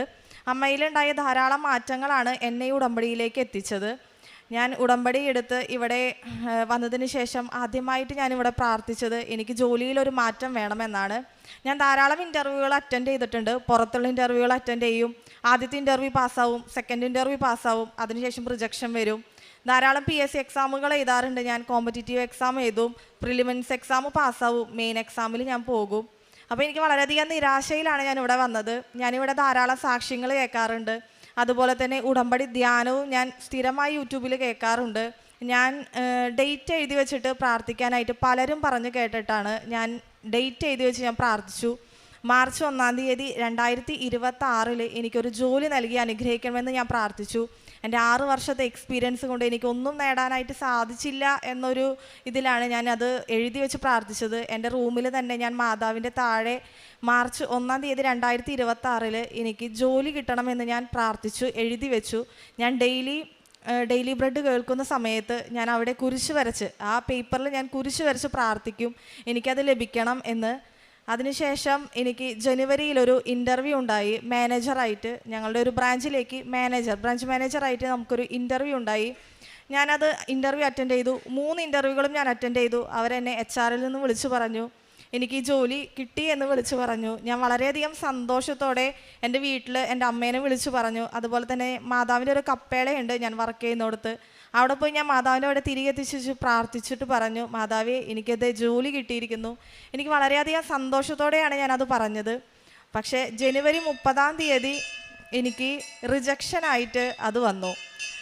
വളരെയധികം പരിഹാസം കേൾക്കേണ്ടി വന്നു. ബാങ്കിൽ എല്ലാവരും എന്നെ കളിയാക്കി. മാനേജറായിട്ട് പോവാന്ന് പറഞ്ഞ ആളതേ വീണ്ടും ഇവിടെ തന്നെ ഇരിക്കുന്നു എന്ന് പറഞ്ഞ് വളരെ പേരെ എന്നെ കളിയാക്കി. എനിക്ക് വളരെ സങ്കടമായി. സാധാരണ ഇങ്ങനെ എന്തെങ്കിലും തോൽവികൾ എൻ്റെ ജീവിതത്തിൽ ഉണ്ടാകുമ്പോൾ ഞാൻ പ്രാർത്ഥന നിർത്തും. അതുപോലെ തന്നെ കുറേ ചീത്ത പറയും. എന്നെ ഇങ്ങനെ മോഹിപ്പിച്ചിട്ട് എന്നിൽ നിന്ന് എന്തിനെടുത്ത് കളഞ്ഞേന്നൊക്കെ പറഞ്ഞ് ഞാൻ മാതാവിനോട് കുറേ പരാതികൾ പറയും. പക്ഷേ ഇപ്രാവശ്യം ഞാൻ അവിടെ അടുത്തുള്ള പള്ളിയിൽ പോയി മാതാവിനോട് പറഞ്ഞു, മാതാവേ നിന്നിൽ നിന്നും അകലാനായിട്ട് എന്നെ അനുവദിക്കരുതേ. ഈ ജോലി പോയാലും വേറൊരു ജോലി നീ എനിക്ക് തരുമെന്ന് എനിക്ക് ഉറപ്പാണെന്നാണ് ഞാൻ പറഞ്ഞത്. കുറേ ഞാൻ കരഞ്ഞു. ഞാൻ വീട്ടിൽ പോയിട്ട് സംസാരിച്ചൊന്നുമില്ല. അമ്മയോട് അപ്പച്ചനോട് എനിക്കൊന്നും സംസാരിക്കാൻ സാധിച്ചില്ല. കാരണം അവരും വളരെയധികം പ്രതീക്ഷിച്ചിരുന്ന ഒരു ജോലിയാണ്. ഞങ്ങളുടെ ഫാമിലിയിലുള്ള എല്ലാവരുടെ അടുത്തും വിളിച്ചു പറഞ്ഞു. അപ്പം അത് റിജക്റ്റായി പോയി എന്ന് പറഞ്ഞപ്പോൾ വളരെയധികം സങ്കടമാണ് ഉണ്ടായത്. എനിക്ക് ഒഫീഷ്യലായിട്ട് മെയിൽ വന്നു HR-ൻ്റെ ഭാഗത്തു നിന്നും റിജക്ഷനാണ് വന്നിരിക്കുന്നതെന്ന് പറഞ്ഞിട്ട്. പക്ഷെ ഞാൻ വീണ്ടും ഡേറ്റ് എഴുതി വെച്ച് എന്നെ പ്രാർത്ഥിച്ചു. മാർച്ച് 1 തീയതി എനിക്ക് എന്തായാലും ജോലി വേണം, ജോലിയില്ലാതെ എനിക്ക് പറ്റില്ല മാതാവേ എന്ന് പറഞ്ഞ് തന്നെ ഞാൻ പ്രാർത്ഥിച്ചു. അത്ഭുതം എന്നോണം ഫെബ്രുവരിയിൽ എനിക്ക് ആ റിജക്ഷനായ ജോലി തന്നെ എന്നെ HR വിളിച്ചിട്ട് പറഞ്ഞു, നിങ്ങളുടെ അപ്ലിക്കേഷൻ വീണ്ടും പ്രോസസ്സിങ്ങിൽ വന്നു. എനിക്ക് ആ റിജക്ഷനായ ജോലി തന്നെ മാനേജറായിട്ട് എനിക്ക് മാർച്ച് 2 തീയതി 2026 ഞാൻ ജോയിൻ ചെയ്യാൻ പോവുകയാണ്. വളരെ സന്തോഷത്തോടെയാണ് ഞാനിത് പറയുന്നത്. കാരണം റിജക്ഷനായിട്ട് എനിക്ക് ഒഫീഷ്യലായിട്ട് മെയിൽ വന്നതാണ്, നിങ്ങളെ എടുക്കില്ല എന്ന് പറഞ്ഞിട്ട്. പക്ഷേ അതേ ബ്രാഞ്ചിലേക്ക് തന്നെ എനിക്ക് ബ്രാഞ്ച് മാനേജറായിട്ട് മാർച്ച് 2 തീയതി, ഞാൻ 1 തീയതി ഡേറ്റ് ഇട്ട് പ്രാർത്ഥിച്ചു. പക്ഷെ മാതാവ് ഒരു ദിവസം കഴിഞ്ഞ് 2 തീയതി എനിക്ക് അവിടെ ജോയിൻ ചെയ്യാനുള്ള ഓഫർ ലെറ്റർ വന്നു. ഞാനത് ആക്സെപ്റ്റ് ചെയ്തു. ഞാനിന്ന് ആ ഓഫർ ലെറ്ററും റിജക്ഷൻ ആയതടക്കം പ്രിൻ്റ് എടുത്തിട്ടാണ് ഇവിടേക്ക് വന്നത്. കാരണം ഞാൻ ആ റിജക്ഷൻ വന്നത് വരെ മാതാവിൻ്റെ അവിടെ വെച്ച് പ്രാർത്ഥിച്ചിരുന്നു. എനിക്ക് വളരെയധികം സന്തോഷം തോന്നി. മാതാവിനോട് പ്രാർത്ഥിച്ചതിൻ്റെയും ഈശോയുടെ ഒരു അനുഗ്രഹത്തിൻ്റെയും എൻ്റെ അമ്മയുടെ പ്രാർത്ഥന കൊണ്ട് മാത്രമാണ് ഇന്ന് എനിക്ക് ഒരു 6 വർഷത്തിന് ശേഷം ഞാൻ എൻ്റെ കരിയറിൽ വീണ്ടും ഒരു സ്റ്റെപ്പ് എടുത്ത് വയ്ക്കുന്നത്.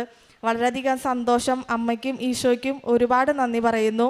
അതുപോലെ തന്നെ എനിക്ക് പീരീഡ്സ് ആവുമ്പോൾ വളരെയധികം പെയിൻ ഉണ്ടാവും. ഞാനൊരു 10ാം ക്ലാസ് തൊട്ട്, അതായത് ഒരു 10 വർഷമായിട്ട് പീരീഡ്സ് ആയി എനിക്ക് സ്കൂളിലുണ്ടാകുമ്പോൾ സ്കൂളിൽ പോകാൻ പറ്റില്ല. കാരണം വയറുവേദന എടുത്ത് ഞാൻ കരച്ചിലായിരിക്കും, ഛർദിയായിരിക്കും. സ്കൂൾ മൊത്തം അറിയും ഞാൻ പീരീഡ്സ് ആയിട്ടുണ്ടെന്ന്. കാരണം എൻ്റെ വീട്ടിൽ നിന്ന് തന്നെ അമ്മ വന്നിട്ടായിരിക്കും കൊണ്ടുപോവുക.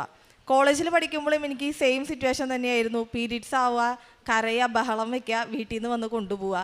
ജോലി സ്ഥലത്തും വേറൊരു മാറ്റം ഉണ്ടായില്ല. ധാരാളം ഡോക്ടർമാരെ കണ്ടിട്ടുണ്ട്. ഓരോരുത്തർ പറയുന്നു ഓരോ ഡോക്ടറെ കാണാൻ, സ്കാൻ ചെയ്യുക, ടാബ്ലറ്റ്സ് കഴിക്കുക, ഇത് മാത്രമായിരുന്നു.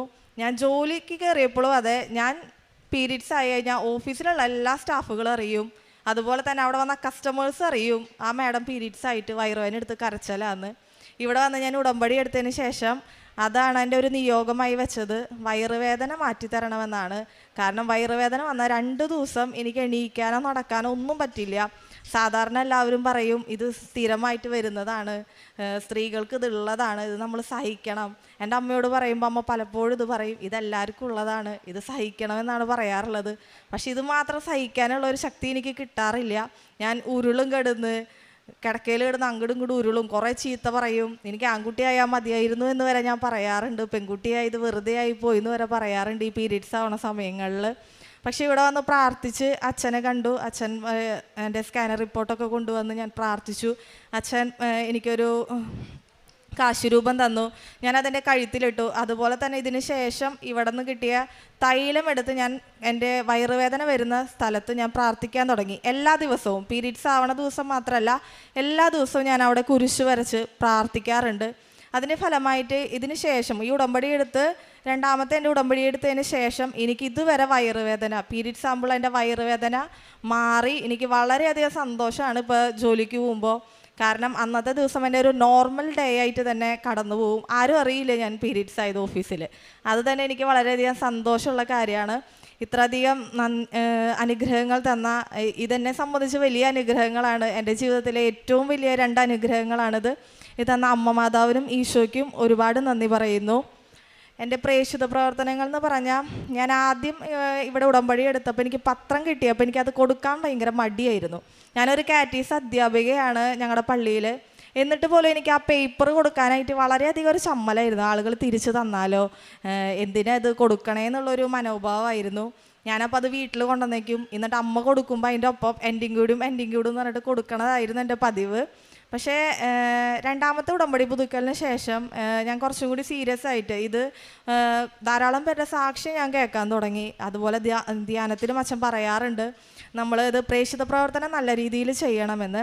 അതിനുശേഷം ഞാൻ ബസ് സ്റ്റാൻഡുകളിലും അതുപോലെ തന്നെ റൂട്ടുകളിൽ പോകുന്ന ആളുകളോട് എടുത്തത് വിശ്വാസപ്രമാണം ചൊല്ലും. ഞാൻ അതിന് തന്നെ ഇവിടുന്ന് പത്രം കൊണ്ടുപോയി ഓരോ പേപ്പറിൽ ഞാൻ വിശ്വാസപ്രമാണം ചൊല്ലിയിട്ട് ഞാൻ കുരിശ് വരച്ച് പ്രാർത്ഥിച്ചിട്ടാണ് ഞാൻ കൊടുക്കുക. ഞാൻ മാതാവിനോട് പ്രാർത്ഥിക്കും, മാതാവേ തിരിച്ചു തരരുതേ, അവരത് വായിക്കണേ എന്ന് പറഞ്ഞിട്ടാണ് ഞാൻ ഈ പേപ്പർ കൊടുക്കാറുള്ളത്. അതുപോലെ തന്നെ എൻ്റെ പിള്ളേർ, എൻ്റെ കാറ്റിസത്തിൽ എൻ്റെ കുട്ടികൾക്ക് ഞാനത് അവരെ വീടുകളിൽ കൊണ്ടു കൊടുക്കും. അതിനുശേഷം അവരത് വായിച്ചിട്ട് എനിക്ക് ഡെയിലി ഗ്രൂപ്പിൽ എനിക്ക് അയച്ചു തരും, ടീച്ചറെ ഞങ്ങളിത് വായിച്ചിട്ടുണ്ട് കേട്ടോ എന്ന് പറഞ്ഞിട്ട്. എൻ്റെ 7ാം ക്ലാസ്സിലെ 7 കുട്ടികൾ അത് ഡെയിലി അത് വായിക്കും. എനിക്കത് വളരെയധികം സന്തോഷമുള്ള കാര്യമാണ്. അവർ പ്രാർത്ഥനയിൽ എന്തിൽ ചെറിയ ചെറിയ പിന്നോക്കത്തിലാണെങ്കിലും അവർ പേപ്പർ വായിക്കാനും അതുപോലെ തന്നെ മാതാവിനോട് നന്ദി പറഞ്ഞ് പ്രാർത്ഥിക്കാനും പഠിച്ചു. അതിൻ്റെ ഒരു വലിയ സാക്ഷ്യമാണ്.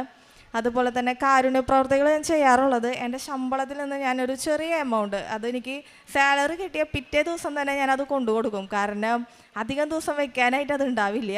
അതുകൊണ്ട് ഞാൻ സാലറി കിട്ടിയ പിറ്റേ ദിവസം തന്നെ ഞാനൊരു പള്ളിയിൽ പോയി പ്രാർത്ഥിക്കും, മാതാവ് ഇന്ന് ആർക്കാണ് അത് കൊടുക്കേണ്ടത്, മാതാവേ നീ തന്നെ അതൊരു കാണിച്ചു തരണം. എനിക്കറിയാത്ത ആളുകളായിരിക്കും, ഞാനത് കടന്നു പോകുന്ന വഴിയിലായിരിക്കും. പക്ഷെ അത് കൊടുത്തു കഴിയുമ്പോൾ അവർക്ക് വളരെയധികം സന്തോഷമായിരിക്കും. ചിലരെന്നെ കെട്ടിപ്പിടിച്ച് കരയാറുണ്ട്. ഞാനപ്പോൾ അവരോട് പറയും, ഞാൻ തന്നതല്ല, അമ്മ മാതാവ് തന്നതാണ്, മാതാവാണ് എൻ്റെ നിങ്ങളെ അടുത്തേക്ക് വിട്ടതെന്ന് പറഞ്ഞിട്ടാണ് ഞാനത് കൊടുക്കാറുള്ളത്. വളരെയധികം സന്തോഷം ഇന്ന് ഈ സാക്ഷ്യം ഇവിടെ വന്ന് പറയാനായിട്ട് സാധിച്ചതിൽ ഈശോയ്ക്കും അമ്മ മാതാവിനും യേശുവെ സ്തോത്രം, യേശുവെ നന്ദി. ഈ പുണ്യഭൂമിയിൽ വരാൻ പറ്റിയ അനുഗ്രഹത്തിന് ഓർത്ത് നന്ദി പറയുന്നു. ഞാൻ വരുന്നത് കുറവലിങ്ങാട്ടിൽ നിന്നാണ്. എൻ്റെ പേര് പ്രീതി. മുത്തിയമ്മയുടെ സന്നിധിയിൽ നിന്നാണ് ഞാൻ വരുന്നത്. ഇപ്പോൾ ഞാൻ UK-യിലാണ്. UK-യിൽ നിന്ന് സാക്ഷ്യം പറയാൻ വേണ്ടി മാത്രമാണ് ഇപ്പോൾ വന്നത്. ഫസ്റ്റ് ഞാൻ സാക്ഷ്യം പറയുന്നത് എൻ്റെ മോൾക്ക് വേണ്ടിയാണ്. എൻ്റെ മോൾ അബിഗേൽ 2024 എൻ്റെ കുഞ്ഞിൻ്റെ കഴുത്തിൻ്റെ അവിടെ ഒരു ചെറിയ വട്ടത്തിൽ ഒരു പൊട്ടം പൊളിഞ്ഞ പോലെ വന്നു. അന്നേരം ഞങ്ങളൊന്നും മൈൻഡ് ചെയ്തില്ല. കുറച്ച് നാൾ കഴിഞ്ഞു, എന്ന് വെച്ചാൽ കുറച്ച് വീക്സ് കഴിഞ്ഞ് അത് വലുതായിക്കൊണ്ടിരുന്നു. അത് കഴിഞ്ഞ് അങ്ങനെ കണ്ടു കഴിയുമ്പോൾ കൊച്ചിന് സ്കൂളിൽ പോകാനും എല്ലാം ബുദ്ധിമുട്ടായി തുടങ്ങി. കാരണം എന്ന് വെച്ചാൽ അത് കഴുത്തിലായതുകൊണ്ട് കാണാൻ പറ്റുമായിരുന്നു. മോളെയും കൊണ്ട് ഞങ്ങൾ GPA കാണിക്കാൻ പോയി. GPA കാണിക്കാൻ ചെന്നപ്പോൾ അവർ അപ്പോയിൻമെൻറ്റ് തന്നില്ല. അവർ പറഞ്ഞു ഫാർമസി പോയി മെഡിസിൻ മേടിച്ചോളാൻ പറഞ്ഞു. ഞങ്ങൾ ഫാർമസി ചെന്നു, കൊച്ചിനെ കാണിച്ചു. അത് ഫംഗൽ ഇൻഫെക്ഷൻ ആണെന്ന് പറഞ്ഞു. അവർ ക്രീം തന്നു. അത് ഞങ്ങൾ അപ്ലൈ ചെയ്തു. കുറച്ച് എനിക്ക് തോന്നുന്നത് മോർ ദാൻ വീക്സ് അത് അപ്ലൈ ചെയ്തു. എന്നിട്ടും അത് കുറഞ്ഞില്ല. ഞാൻ പറഞ്ഞു മോളെ വേറെ ഞാൻ ഒന്ന് ചെക്ക് ചെയ്തോട്ടെ ബോഡിയിൽ. ബാക്കിൽ നോക്കിയപ്പോൾ ഇതേ സെയിം വലിപ്പത്തിൽ വേറെ ഒരെണ്ണവും കണ്ടു. ഞങ്ങൾക്ക് ആ ടെൻഷനായി. ഞങ്ങൾ വീണ്ടും GPയുടെ അടുത്ത് ചെന്നു. ഞങ്ങൾക്ക് അപ്പോയിൻമെൻറ്റ് തന്നില്ല. അതിൻ്റെ ഫലമായി ഞങ്ങൾ പ്രൈവറ്റിൽ പോയി കാണിച്ചു. വെരി കോസ്റ്റ്ലിയാണ്. 25,000 രൂപയോളം വരും ഒരു അപ്പോയിൻമെൻറ്റിന്. ആ അപ്പോയിൻമെൻ്റ് എടുത്ത് ഞാൻ കുഞ്ഞിനെ കാണിക്കാൻ ശ്രമിച്ചു. പക്ഷെ ഞങ്ങൾക്ക് അപ്പോയിൻമെൻറ്റ് കിട്ടിയില്ല. ആ സമയം അവർ പറഞ്ഞ് 2 മാസത്തോളം വെയിറ്റ് ചെയ്യണമെന്ന്. അത്ര നാളും ഞങ്ങൾക്ക് വെയിറ്റ് ചെയ്യാൻ ഞങ്ങൾ തയ്യാറല്ലായിരുന്നു. ഞങ്ങൾ പലയിടത്തും അന്വേഷിച്ചു. അവസാനം ആരോഗ്യ ആൻസർ ചെയ്ത് അപ്പോയിൻമെൻറ്റ് കിട്ടി. ആ സമയത്ത് അതിന് മുന്നേ കുഞ്ഞിനെ നാട്ടിൽ നിന്ന് ഞാൻ ഓൺലൈനിൽ കാണിച്ചായിരുന്നു. അതിനിപ്പോൾ ഒരു ക്രീം തന്നു. ആ ക്രീം അപ്ലൈ ചെയ്തപ്പോൾ അത് കുറഞ്ഞു. അത് കഴിഞ്ഞ് കഴിഞ്ഞിട്ട് 2 മാസത്തോളം ഒരു കുഴപ്പമില്ല. ഞാൻ പറഞ്ഞു മോളെ ഞാൻ വീണ്ടും ഒന്ന് ബോഡി ചെക്ക് ചെയ്തോട്ടെ. ചെക്ക് ചെയ്ത് നോക്കിയപ്പോൾ എനിക്ക് പറയാൻ പറ്റത്തില്ല. ഒരു അമ്മ എന്ന നിലയ്ക്ക് സഹിക്കാൻ പറ്റാത്ത കാര്യം ഞാൻ കാണുന്നത്. എൻ്റെ വിരൽ കുത്താൻ സ്പേസ് ഇല്ല. അതുപോലെ സ്കിന്ന് ഫുള്ളായി. അവർ ഫംഗൽ ഇൻഫെക്ഷൻ ആണെന്ന് പറഞ്ഞ്. എനിക്കത് കണ്ടിട്ട് ഫംഗൽ ഇൻഫെക്ഷൻ ആണെന്ന് തോന്നിയില്ല. ഞാൻ സഡൻ അപ്പോയിൻമെൻ്റ് എടുത്തു. പ്രൈവറ്റായിട്ട് കൊണ്ട് കാണിച്ചു. അവർ ഡയഗ്നോസിസ് ചെയ്തു കൊച്ചിന് സോറിയാസിസ് ആണ്. ഞങ്ങൾക്കത് ഞങ്ങൾ ആ നിമിഷം ഞങ്ങൾ തകർന്നു പോയി. എന്താ ചെയ്യേണ്ടതെന്ന് ഞങ്ങൾക്ക് അറിയാൻ പറ്റത്തില്ല. കൊച്ചിൻ്റെ തല നിറയെ താരനായി. അത് സോറിയാസിസ് ആയിരുന്നു. ഞങ്ങളത് റിമൂവ് ചെയ്യാൻ നോക്കുമ്പോൾ ഫുള്ള് ബ്ലഡാണ് വന്നുകൊണ്ടിരുന്നേ. വളരെ വളരെ ദയനീയ അവസ്ഥയിലായി. ഞങ്ങൾക്ക് എന്താ ചെയ്യേണ്ടതെന്ന് അറിയത്തില്ല. ഡോക്ടർ ഞങ്ങളെ ഇരുത്തി ഈ കുഞ്ഞിൻ്റെ ലൈഫ് മുഴുവൻ ഞാനിത് സഫർ ചെയ്യണം. കുഞ്ഞത് സഫർ ചെയ്തേ പറ്റൂ. ഇതിന് വേറെ എന്ത് ട്രീറ്റ്മെൻറ്റ് ചെയ്താലും ഓൺ ആൻഡ് ഓഫ് വന്നും പോയും തന്നെ ഇരിക്കും. ഇതെല്ലാം കേട്ട് ഞങ്ങൾ എന്ത് ചെയ്യണമെന്ന് അറിയത്തില്ല. ഞങ്ങൾക്ക് ജീവിതം അടുത്തൊരവസ്ഥയിലായി. മുന്നോട്ട് ജീവിക്കാൻ എനിക്ക് ഒട്ടും താല്പര്യമില്ലാതായി. ഞാൻ പല പ്രാവശ്യം എൻ്റെ ഹസ്ബൻഡിനോട് പറഞ്ഞു നമുക്ക് മരിച്ചാലോ, ഈ കുഞ്ഞിനിങ്ങനെ കാണാൻ എനിക്ക് പറ്റില്ല. എൻ്റെ ലൈഫിൽ എനിക്കങ്ങനെ ജീവിക്കാനും പറ്റത്തില്ല. ഞാനത് അങ്ങനെയെല്ലാം ഞാൻ പ്രാർത്ഥിച്ച ദൈവങ്ങളെയൊക്കെ ഞാൻ പ്രാർത്ഥിക്കാതായി. അവരെ വെറുത്തു തുടങ്ങി. ഞാൻ ദൈവത്തിൻ്റെ മുഖത്തോട് നോക്കാതെയായി. കാരണം ഒത്തിരി പ്രാർത്ഥിച്ചില്ലേ പോലും ഞാൻ എന്നും കർത്താവിന് പ്രാർത്ഥിക്കാൻ, കർത്താവേ മാറാവ്യാധിയും തീരാ ദുഃഖവും ഒരിക്കലും തരരുതേ എന്ന്. പക്ഷേ എനിക്കത് തന്നു. ഞാൻ എന്നിട്ട് കർത്താവിനെല്ലാം നിരസിച്ചു. ഞാൻ പ്രാർത്ഥിക്കത്തില്ല, ഞാൻ മുഖത്ത് നോക്കത്തില്ല, രൂപ കൂട്ടി നോക്കത്തില്ലായിരുന്നു. 2 ദിവസം കഴിഞ്ഞ് എൻ്റെ മനസ്സ് വീണ്ടും തണുത്തു. ഞാൻ വീണ്ടും ദൈവത്തോട് ചോദിച്ചു, നീ എന്തിനെനിക്കിത് തന്നു? ഞാൻ നിന്നോട് എന്ത് തരരുതെന്ന് പറഞ്ഞോ, നീ അതെനിക്ക് തന്നു. ഞാൻ അതിന് വീണ്ടും എന്ത് ചെയ്യണമെന്ന് അറിയത്തില്ലാത്ത അവസ്ഥയിലിരിക്കുകയാണ്. അപ്പോൾ എൻ്റെ നാട്ടിൽ വീണ്ടും ഞങ്ങൾ ഓൺലൈനിൽ കാണിച്ചു. വീണ്ടും ഒന്ന് കൺഫേം ചെയ്യാനായിട്ട് അവർ വീണ്ടും കൺഫേം ചെയ്ത് ഇത് സോറിയാസിസ് ആണ്.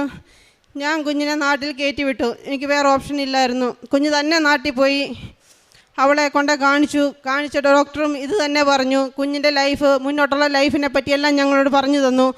ഞങ്ങൾക്ക് ആർക്കും അത് ഉൾക്കൊള്ളാൻ പറ്റുന്നതിൻ്റെ അപ്പുറമായിരുന്നു.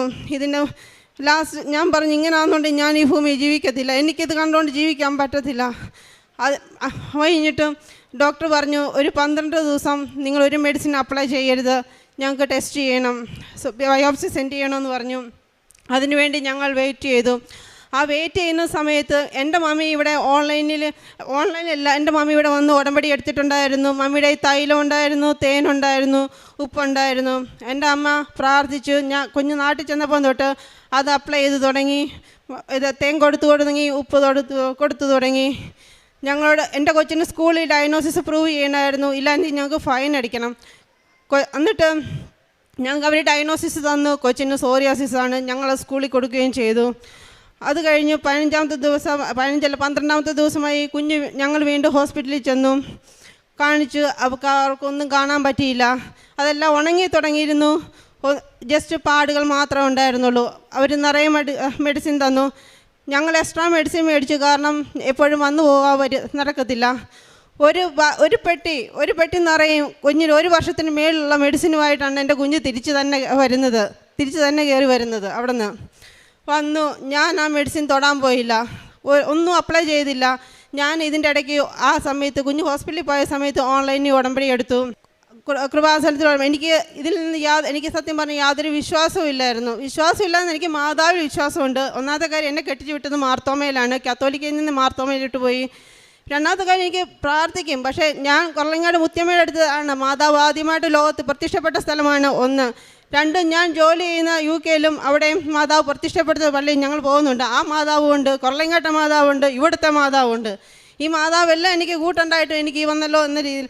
പക്ഷേ ഞാൻ എൻ്റെ ഉടമ്പടി വീണ്ടും ഞാൻ പ്രാർത്ഥിക്കാൻ തുടങ്ങി. ഞാൻ ഉടമ്പടി എടുത്തു. എൻ്റെ ഫസ്റ്റ് നിയോഗം എൻ്റെ കുഞ്ഞിന് വേണ്ടിയായിരുന്നു. എനിവേ ഞാൻ പ്രാർത്ഥിച്ചിട്ട് 3-4 ഒരാഴ്ച കഴിഞ്ഞ് ഇനിയിപ്പം കുഞ്ഞ് തിരികെ കയറി വന്നു. ഞാൻ പിന്നെ ഒന്നും അപ്ലൈ ചെയ്തില്ല, ഒന്നും ചെയ്തില്ല. ഞാൻ പോയപ്പം തല നിറയെ താരനും ഇവിടെ ഫ്രണ്ട് വരെ ഇവിടം വരെ ഇറങ്ങിയായിരുന്നു. അതെല്ലാം ഞാൻ തിരികെ വന്നപ്പോഴില്ല. ദേഹത്തെ എല്ലാം ഉണങ്ങി തുടങ്ങി. അന്ന് തൊട്ട് ഇന്ന് വരെ നിയർലി 1 ഇയർ ആവുക. ഇന്ന് വരെ എൻ്റെ കുഞ്ഞിന് ഒരു കുഴപ്പമില്ല, ഒന്നുമില്ല. കംപ്ലീറ്റ്ലി നോർമൽ സ്കിന്നാണ് എൻ്റെ മോൾക്കിപ്പം. അതുപോലെ തന്നെ രണ്ടാമത്തെ സാക്ഷി എന്ന് പറയാൻ, എനിക്ക് വേണ്ടി തന്നെയാണ്. ഞാൻ അവിടെ ഒരു കെയറായിട്ടാണ് വർക്ക് ചെയ്തുകൊണ്ടിരുന്നത്. എൻ്റെ വിസ തീരാറായി. ഞാനൊരു നേഴ്സാണ്. ഞാൻ CBT OSCE എഴുതി. അതും എൻ്റെ അമ്മ പ്രാർത്ഥിച്ചതിൻ്റെ ഫലമായി ഞാൻ പാസ്സായി. എനിക്ക് ആ സമയത്താണ് എനിക്ക് എൻ്റെ വിസ തീരുന്നു, കുഞ്ഞിന് വയ്യാണ്ടായത്. ഞാൻ ഫസ്റ്റ് പ്രയോറിറ്റി എൻ്റെ കുഞ്ഞിന് തന്നെ കൊടുത്തു. ഞാനൊന്നും ഇൻ്റർവ്യൂവിന് വേണ്ടി ചെയ്തില്ല. അതുകൊണ്ട് നമ്മൾ നിസ്സാരമായി ഞാൻ ഇൻ്റർവ്യൂവിന് സെൻഡ് ചെയ്തതല്ല, അവർ റിജക്റ്റ് ആക്കി വിട്ടു. ഈ കുഞ്ഞ് വന്നു കഴിഞ്ഞിട്ടാണ് കുഞ്ഞിൻ്റെ ഏകദേശം കുറവായെന്ന് കഴിഞ്ഞപ്പോഴാണ് ഞാനത് അപ്ലൈ ചെയ്യാൻ തുടങ്ങിയത്. അപ്ലൈ ചെയ്ത് എനിക്ക് ഇൻ്റർവ്യൂ വന്നു. അത് ഒരു 2:30-ക്കായിരുന്നു എൻ്റെ ഇൻ്റർവ്യൂവിന് എനിക്ക് ടൈം കിട്ടിയത്. അതിന് മുന്നേ 2 മണിക്കൊരു ഇൻ്റർവ്യൂ ഉണ്ട്, 2:30-ക്കുണ്ട്. ഞാൻ 2:30-ക്ക് അറ്റൻഡ് ചെയ്ത ഇൻ്റർവ്യൂ ഞാൻ പാസ്സായി. അത് വലിയൊരു അനുഗ്രഹമായിരുന്നു. ഞാൻ ഉപ്പെല്ലാം ഇട്ട്, മമ്മി എനിക്ക് ഉപ്പ് തന്നിട്ടുണ്ടായിരുന്നു. ഞാൻ ഉപ്പെല്ലാം ഇട്ട് പ്രാർത്ഥിച്ചു. ഞാൻ ഉടമ്പടി എടുത്തുകൊണ്ട് ഞാൻ ഉടമ്പടി പ്രാർത്ഥനയൊക്കെ ചൊല്ലി ഞാൻ ഇൻ്റർവ്യൂ അറ്റൻഡ് ചെയ്തു. അന്ന് തന്നെ അവരെന്നെ വിളിച്ച് പറഞ്ഞു ഞാൻ പാസ്സായി. അതിൻ്റെ അകത്ത് ഏറ്റവും വലിയൊരു കാര്യം, ഞാൻ വർഷങ്ങളായി ജോലി ചെയ്യാതിരിക്കുന്ന ഒരാളാണ്. അതിനേക്കാളുപരി ആ ഇൻ്റർവ്യൂവിന് അപ്ലൈ ചെയ്ത് 75 പേരാണ്. അതിൽ HR എടുത്തത് 35 പേരെ. ഞങ്ങൾ വാർഡ് മാനേജർ എടുത്ത് സെലക്ട് ചെയ്ത് 15 പേരെ. അതിൽ 3 പേരെ പാസ്സായുള്ളൂ. അതിലൊരാൾ ഞാനാണ്. എൻ്റെ കഴിവുകൊണ്ടൊന്നുമല്ല ഞാൻ ഒരിക്കലും പാസ്സായത്. ഞാനൊരു ബിലോ ആവറേജ് എന്ന് പറയാൻ അങ്ങനത്തെ ഒരു സ്റ്റുഡൻ്റായിരുന്നു പഠിച്ചുകൊണ്ടിരുന്ന കാലത്ത്. പിന്നെ ഞാൻ വർഷങ്ങളായിട്ട് ജോലി ചെയ്തില്ല. എൻ്റെ ദൈവം എന്നെ ഉയർത്തി. അമ്മ മാതാവ് എന്നെ ഒരുപാട് സഹായിച്ചു. അതുപോലെ തന്നെ വേറെ എന്ന് വെച്ചാൽ, എൻ്റെ അനിയൻ്റെ കൊച്ചിന് അവൻ സംസാരിക്കാറില്ലായിരുന്നു. അത് കിട്ടി. അത് മോനില്ലാത്തതുകൊണ്ട് എനിക്ക് പറയാൻ പറ്റത്തില്ല. പിന്നെ എനിക്ക് തിരിയിലൂടെ മാതാവിൻ്റെ രൂപം തെളിഞ്ഞു വന്നു. പിന്നെ ഞാൻ ആ മോനെയും കൊണ്ട് എടുത്ത് ഇവിടെ നിൽക്കുന്ന മാതാവ് എൻ്റെ കയ്യിൽ നിൽക്കുന്നതിന് അങ്ങനെ സ്വപ്നം കണ്ടു. അച്ഛൻ എന്നെ തലയിൽ പിടിച്ച് അനുഗ്രഹിക്കുന്നു കുഞ്ഞിനെ. അങ്ങനെ അമ്മ മാതാവ് എന്നെ ഒരുപാട് സഹായിച്ചു. അത് തന്നെയല്ല, ഞാൻ ഡേറ്റ് ഇട്ട് വേണ്ടിയാണ് ഇൻ്റർവ്യൂ പാസ്സായിട്ടും അതിൻ്റെ പ്രോസസ്സിങ്ങിന് വേണ്ടി പ്രാർത്ഥിച്ചത്. സ്റ്റെപ്പ് ബൈ സ്റ്റെപ്പ് ഞാൻ എന്ന് ഡേറ്റ് ഇട്ട് പ്രാർത്ഥിച്ചോ അതെല്ലാം ആ ഡേറ്റിൽ തന്നെ സംഭവിച്ചു. ഞാൻ പ്രതീക്ഷിക്കുന്നതിന് വളരെ ഭംഗിയായി ഞാൻ ഡ്യൂട്ടിക്ക് കയറി. ഞാൻ ഡ്യൂട്ടിക്ക് ഓരോ ദിവസം പോകുമ്പോൾ വളരെയേറെ ടെൻഷനോടെയാണ് പോയത്. എങ്കിൽ പോലും ഓരോ ദിവസം വളരെ ഭംഗിയായിട്ട് ഡ്യൂട്ടി കഴിഞ്ഞിട്ട് തിരിച്ചു വരാൻ എനിക്ക് സഹായിച്ചു. ഇതിനെല്ലാം എൻ്റെ അമ്മ മാതാവാണ് എന്നെ സഹായിച്ചത്. അതുപോലെ അന്ന് തൊട്ട് ഞാൻ ഉടമ്പടി എടുത്ത് തൊട്ട് അന്ന് തൊട്ട് ഇന്ന് വരെ ഞാൻ എൻ്റെ കാര്യങ്ങൾ ഞാൻ പോലും അറിയാതെയാണ് നടക്കുന്നത്. അത്രയും ഭംഗിയായിട്ട് എൻ്റെ അമ്മ മാതാവ് യേശുവപ്പനും എനിക്ക് എല്ലാ കാര്യങ്ങളും നടത്തി തന്നു. യേശുവേ സ്തോത്രം, യേശുവേ നന്ദി. പ്രേക്ഷിത പ്രവർത്തനം ഞാൻ ചെയ്യുന്ന എല്ലാ മാസവും ഒരു തുക ഒന്നെങ്കിൽ രോഗികൾക്ക് അല്ലെങ്കിൽ എന്തെങ്കിലും സാമ്പത്തിക പ്രയാസമുള്ളവർക്ക് കൊടുക്കും, അല്ലെങ്കിൽ സാധനങ്ങളായി മേടിച്ചു കൊടുക്കും. ഇവിടെ കൃപാസനത്തിൽ വരാനായിട്ട് പൈസ കൊടുക്കാറുണ്ട്. അതുപോലെ അതിന് മുന്നേ ഞാൻ ചെയ്യാറുണ്ടായിരുന്നു. ഈ പിള്ളേരുടെ ബർത്ത്ഡേ ഒന്നും ഞങ്ങൾ ആഘോഷിക്കാറില്ല. ഇതൊക്കെ ഏതെങ്കിലും ചാരിറ്റിയിലോട്ടാണ് ഞങ്ങൾ കൊടുക്കാറ്. അതല്ലാതെ ആവശ്യങ്ങൾ വരുന്നവർക്കും അന്നും കൊടുക്കാറുണ്ട്. ഇപ്പോൾ അതിൽ കൂടുതൽ കൊടുക്കാറുണ്ട്. അതുപോലെ തന്നെ ആത്മീയ ജീവിതം എന്ന് വെച്ചാൽ ഞങ്ങൾക്ക് വളരെ ഒത്തിരി ഇതായിട്ട് ചെയ്യാൻ പറ്റത്തില്ല. കാരണം ഡ്യൂട്ടി ഇതെല്ലാം അവരതനുസരിച്ച് ചെയ്യാൻ പറ്റും പോലെ പള്ളിയിൽ പോകാറുണ്ട്, പ്രാർത്ഥിക്കാറുണ്ട്. കൂടുതലും ഞാൻ മറ്റുള്ളവർക്ക് എന്തെങ്കിലും സഹായം ചെയ്യാൻ പറ്റുന്നത് നമ്മളെ കൊണ്ട് പൈസപരമായിട്ടും അല്ലാത്തപരമായിട്ട് ചെയ്യുന്നതാണ് ഞാൻ കൂടുതൽ ചെയ്തു. പരിശുദ്ധ അമ്മയ്ക്കും തിരുക്കുമാരനും കോടാനുകോടി നന്ദി. എൻ്റെ പേര് റെനീഷ്. ഞാൻ തിരുവനന്തപുരം ജില്ലയിലെ കട്ടയ്ക്കോട് ഇടവകയിലെ സെൻറ്റ് ആൻ്റണീസ് ഫെറോന ദേവാലയത്തിൽ നിന്നാണ് വരുന്നത്. ഞാൻ ഇവിടെ നിൽക്കുന്നത് എനിക്ക് 0 മെരിറ്റാണ്. പക്ഷേ എൻ്റെ മാതാവിൻ്റെ ഒരു ഗ്രേസ് കൊണ്ട് മാത്രമാണ് ഞാൻ അവിടെ നിൽക്കുന്നത്. എല്ലാവരുടെയും പ്രാർത്ഥനകളുകൊണ്ടും എൻ്റെ മാതാവിൻ്റെ അനുഗ്രഹം കൊണ്ട് മാത്രമാണ് എനിക്കിവിടെ ഇന്ന് വരാൻ പറ്റിയത് തന്നെ. ഈ ആൾത്താരെ നിൽക്കുമ്പോൾ തന്നെ ഇന്ന് എൻ്റെ ഏറ്റവും സന്തോഷം നിറഞ്ഞൊരു ദിവസമാണ്. കാരണം ഞാൻ ആദ്യമായിട്ട് ഇവിടെ ജസ്റ്റ് ഉടമ്പടി എന്താണെന്ന് അറിഞ്ഞുകൂടാ, വേറെ ഒന്നും അറിയില്ല, കൂടുതലൊന്നും അറിയില്ല. എൻ്റെ പ്രിയപ്പെട്ടവരോട് ഓരോരുത്തരെയും വാക്ക് കേട്ടുകൊണ്ട് ഇവിടെ ജസ്റ്റ് ഒന്ന് വന്നിട്ട് പോകാം, അല്ലെങ്കിൽ വേറെ ഇവിടെ വരുന്നവർക്കെല്ലാം എന്തോ ഒരു അനുഗ്രഹം കിട്ടുന്നു എന്നുള്ള ആ ഒരു ഇത് കൊണ്ട് മാത്രമാണ് ഞാനിവിടെ ആദ്യമായി വന്നത്. പക്ഷേ വന്നു കഴിഞ്ഞിട്ട് ഞാനും എല്ലാവരെയും പോലെ കാണിക്കേട്ടു, പ്രാർത്ഥിച്ചു, അങ്ങ് പോയി. പിന്നെ അത് 2024 ഓഗസ്റ്റിലാണ് ഞാൻ ആദ്യമായിട്ട് ഇവിടെ വരുന്നത്. പിന്നെ അടുത്ത് വന്നിട്ട് ഒരു മാസം കഴിഞ്ഞ് ഞാൻ വീട്ടിൽ പോയിട്ടും എനിക്ക് എന്തൊക്കെയോ ഇങ്ങനെ, ഞാൻ ഇവിടെയുള്ള പല സാക്ഷ്യ വീഡിയോകളും കാണുമായിരുന്നു. അപ്പോഴും നോക്കുമ്പം ഓരോരുത്തർക്കും അവർക്ക് പെട്ടെന്ന് ഇങ്ങനെ സമയ ചുരുക്കം കൊണ്ട് അവർക്ക് പെട്ടെന്ന് അവരുടെ കാര്യങ്ങൾ നേടിയെടുക്കുന്നു. ഞാൻ ഒരു ബിടെക് കഴിഞ്ഞ ആളാണ്, എന്നിട്ട് ഞാൻ ഈ ഒരിടവും എത്തിയില്ല. എൻ്റെ കൂടെയുള്ളവരെല്ലാം നല്ല ജോലി, നല്ല കുടുംബം, ബാക്കി കാര്യങ്ങളെല്ലാം ആയിട്ട് പോയിട്ട് പോലും ഞാൻ ഇപ്പോഴും സീറോയിൽ തന്നെ നിൽക്കുന്നതായിരുന്നു. പക്ഷേ ഇന്ന് എനിക്കിവിടെ അഭിമാനത്തോടെ നിൽക്കാം. ഞാൻ എൻ്റെ ജീവിതത്തിൽ ഏറ്റവും കൂടുതൽ ആഗ്രഹിച്ചത് ഒരു സർക്കാർ ജോലിയാണ്. അത് വില്ലേജ് ഫീൽഡ് അസിസ്റ്റൻ്റായിട്ട് ഞാൻ അതാ ജോയിൻ ചെയ്യാൻ വേണ്ടി പോവുകയാണ്. എനിക്ക് ഇത് 14-ാം തീയതിയാണ് ഈ ഒരു അപ്പോയിൻമെൻറ്റ് ഓർഡർ ലഭിക്കുന്നത്. എൻ്റെ മാതാവിന് 1000 നന്ദി. ഞാൻ ആദ്യമായിട്ടാണ് ഇങ്ങനെ ഒരു പബ്ലിക്കിൽ തന്നെ ഇങ്ങനെ നിൽക്കേണ്ട ഒരു സാഹചര്യം ഉണ്ടാകുന്നത്. അതെൻ്റെ മാതാവിൻ്റെ മഹത്വത്തിന് വേണ്ടിയിട്ട് ആയതുകൊണ്ട് എനിക്ക് ഒരുപാട് നന്ദിയുണ്ട്. ഞാൻ ആദ്യമായിട്ട് ഉടമ്പടി എടുക്കുന്നത് 6/9/2024. അന്ന് ഞാൻ ഉടമ്പടി എടുത്ത് 4 പ്രാവശ്യം പുതുക്കി. പക്ഷേ പുതുക്കിയിട്ട് കുറച്ച് ദിവസം കഴിഞ്ഞപ്പോൾ എൻ്റെ കയ്യിൽ എപ്പോഴും ഈ കാശ് രൂപമുണ്ട്. ഞാൻ എവിടെ പോയാലും ഈ ഒരു കാശ് രൂപം ഞാൻ കൂടെ കൊണ്ടു നടക്കും. എൻ്റെ ഏതൊരു പ്രതിസന്ധി ഘട്ടത്തിലായാലും, എനിക്ക് വിഷമം വരുമ്പോഴായാലും, എനിക്ക് എന്തൊരു സാഹചര്യം ഉണ്ടായാലും ഈ ഒരു കാശ് രൂപം മാത്രമാണ് എൻ്റെ കൂടെ ഉള്ളത്. എന്ന് പറയുമ്പം ആരെന്ത് പറഞ്ഞാലും എനിക്ക് പലരും എന്നെ കളിയാക്കിയിട്ടുണ്ട്. കാരണം എൻ്റെ പപ്പ മരിച്ചിട്ട് 18 വർഷത്തിൽ കൂടുതലായി. അപ്പോൾ എനിക്ക് ഞാൻ ബിടെക്കിന് ചേർന്നപ്പോഴേ എല്ലാവരും അവനെക്കൊണ്ട് പഠിക്കാൻ പറ്റുമോ, അല്ലെങ്കിൽ അവൻ എങ്ങനെയാണ്, ഓരോന്ന് പറഞ്ഞ് എല്ലാവരും ബാക്കിലോട്ടാക്കാനേ നോക്കിയിട്ടുള്ളൂ. പക്ഷേ എനിക്ക് ഈ ജോലി ആരും പ്രതീക്ഷിച്ചില്ല. കാരണം എനിക്ക് ഒരു ജോലി മാത്രമല്ല, എൻ്റെ വീടിൻ്റെ കാര്യങ്ങളും എല്ലാം വെച്ചിട്ട് എനിക്ക് ഒരുപാട് ജോലി, പല വേഷങ്ങളും കെട്ടേണ്ടി വന്നിട്ടുണ്ട്. എന്നിരുന്നാൽ പോലും ഇന്നെനിക്ക് ഈ ഒരു ജോലി കിട്ടുമ്പം അത് മാതാവിൻ്റെ ഒരു അനുഗ്രഹം കൊണ്ട് മാത്രമാണ്. ഞാൻ ആദ്യമായിട്ട് ഇങ്ങനെ 4 പുതുക്കൾ കഴിഞ്ഞിട്ട് ഞാനിങ്ങനെ എപ്പോഴും എൻ്റെ ഈ കാശ് രൂപം കൂടെ കാണും. ഞാൻ നിലവിൽ ഊബർ ഇങ്ങനെ ഓടിക്കൊണ്ടിരിക്കുകയാണ്. കാരണം ഞാനൊരു പ്രൈവറ്റ് സ്ഥാപനത്തിൽ വർക്ക് ചെയ്തിട്ട് എനിക്ക് അവിടെ നിന്ന് 3-4 മാസത്തെ ശമ്പളം തരാതിരുന്നു. പിന്നെ എനിക്ക് എഡ്യൂക്കേഷൻ ലോണ് കാര്യങ്ങളെല്ലാം അടയ്ക്കാനുള്ളത് കൊണ്ടും എനിക്ക് എൻ്റെ സാമ്പത്തിക നില അത്രയ്ക്ക് ഇത്തിരി പ്രശ്നമായതുകൊണ്ടും പിന്നെ ഞാൻ മുത്തൂറ്റിൻ ഒരു പ്രൈവറ്റ് ബാങ്കിൽ കോൺട്രാക്റ്റ് വർക്ക് എടുത്ത് അങ്ങനെയൊക്കെ ചെയ്തുകൊണ്ടൊക്കെ ഇരിക്കുകയായിരുന്നു. അപ്പോഴാണ് എനിക്ക് ഇങ്ങനെ ഒരിക്കലൊരു സൈറ്റിലൊന്ന് വീഴ്ച ഉണ്ടാകുന്നു. പിന്നെ എൻ്റെ കൈ എനിക്ക് സ്വന്തമായിട്ട് എന്തെങ്കിലും ചെയ്യാൻ പോലും വയ്യാത്തൊരു സാഹചര്യം ആയിരുന്നു. എന്നിട്ടും ഞാൻ ഇവിടെ ആകപ്പാടെ ചെയ്തത് മാതാവിൻ്റെ ആ ഒരു തൈലം, അത് മാത്രമാണ് ഞാൻ മരുന്നായിട്ട് ഇന്ന് ഈ നിമിഷം വരെ ഞാൻ പുരട്ടിയിട്ടുള്ളത്. അല്ലാതെ ഞാൻ ഒന്നും ചെയ്തിട്ടില്ല. ആ ഒരു തൈലം കൊണ്ട് മാത്രമാണ് എൻ്റെ കൈ ശരിയായത്.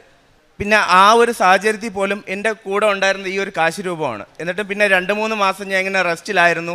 പിന്നെ എനിക്ക് അടുത്ത് എന്തോന്ന് ചെയ്യണം, എനിക്ക് ജോലി എപ്പോൾ കിട്ടും അന്നൊന്നും ഒരു ഐഡിയ ഇല്ല. അങ്ങനെയാണ് ഞാനിങ്ങനെ നോക്കിയപ്പോൾ എൻ്റെ കൂടെ ഉള്ള 1-2 പേരിങ്ങനെ പറഞ്ഞു ഇപ്പം തൽക്കാലം ഒരു അപ്പോയിൻമെൻ്റ് ആവുന്നത് ഒരു ഊബറോ അങ്ങനെ എന്തെങ്കിലും നോക്കാൻ പറഞ്ഞു. ഞാൻ അങ്ങനെ പിന്നെ അതിലോട്ട് പോയി. എന്നാൽ പോലും എനിക്കിവിടെ നിൽക്കുമ്പോൾ എനിക്കൊരു വല്ലാത്ത ഒരിതാണ്. കാരണം ഒരു വല്ലാത്ത സാഹചര്യത്തിലൂടെയാണ് ഞാൻ എപ്പോഴും ഇങ്ങനെ പോണത്. ആദ്യത്തെ പ്രാവശ്യം എൻ്റെ കാശ് രൂപ നഷ്ടമായി. ഞാൻ അന്ന് വീട്ടിൽ 11:30-11:45 ഞാൻ എവിടെയൊക്കെ പോയിട്ടുണ്ടോ ആ ഒരു രാത്രി തിരുവനന്തപുരം സിറ്റിയിലെ അടച്ചു കിടന്ന പെട്രോൾ പമ്പിൽ വരെ ഞാൻ പോയിട്ട് ഞാൻ അവരോട് ആ സെക്യൂരിറ്റിയോട് പറഞ്ഞു, ചേട്ടാ എനിക്കതൊന്ന് തുറന്നു തരുമോ, എൻ്റെ ഒരു കാശ് രൂപം എനിക്ക് നഷ്ടപ്പെട്ടു. അപ്പോഴയാൾക്ക് കാശ് രൂപം എന്താണെന്ന് അറിഞ്ഞൂടെ. കാരണം അയാളൊരു അക്രൈസ്തവനാണ്. അയാൾ കാശ് രൂപം എന്താണ്, കൃപാസനം എന്താണ്, അങ്ങനെ ആ ഒരാളുടെ മുമ്പിൽ ഇതൊക്കെ എനിക്ക് പറയാൻ പറ്റിയ ചിലപ്പം അതിന് വേണ്ടിയിട്ടായിരിക്കാം. അയാൾക്കും അയാളുടെ സാഹചര്യവും കുറേ അയാളുടെ വിഷമതകളും കാര്യങ്ങളും എൻ്റെ കൂടെ പറഞ്ഞു. അയാളും ഇത് എവിടെയാണ്, എങ്ങനെയാണ്, ഞങ്ങൾക്ക് ഉടമ്പടി എടുക്കാൻ പറ്റുമോ, അങ്ങനെ കുറേ കാര്യങ്ങൾ ഷെയർ ചെയ്യാനും പറ്റി. പക്ഷേ ഞാൻ എൻ്റെ വണ്ടിയും വീടും പരിസരവും ഞാൻ അന്ന് എവിടെയൊക്കെ പോയോ ഈ കാശ് രൂപം, എൻ്റെ കയ്യിലുള്ള ഈ കാശ് രൂപം ഞാൻ അന്വേഷിച്ചു, കിട്ടിയില്ല.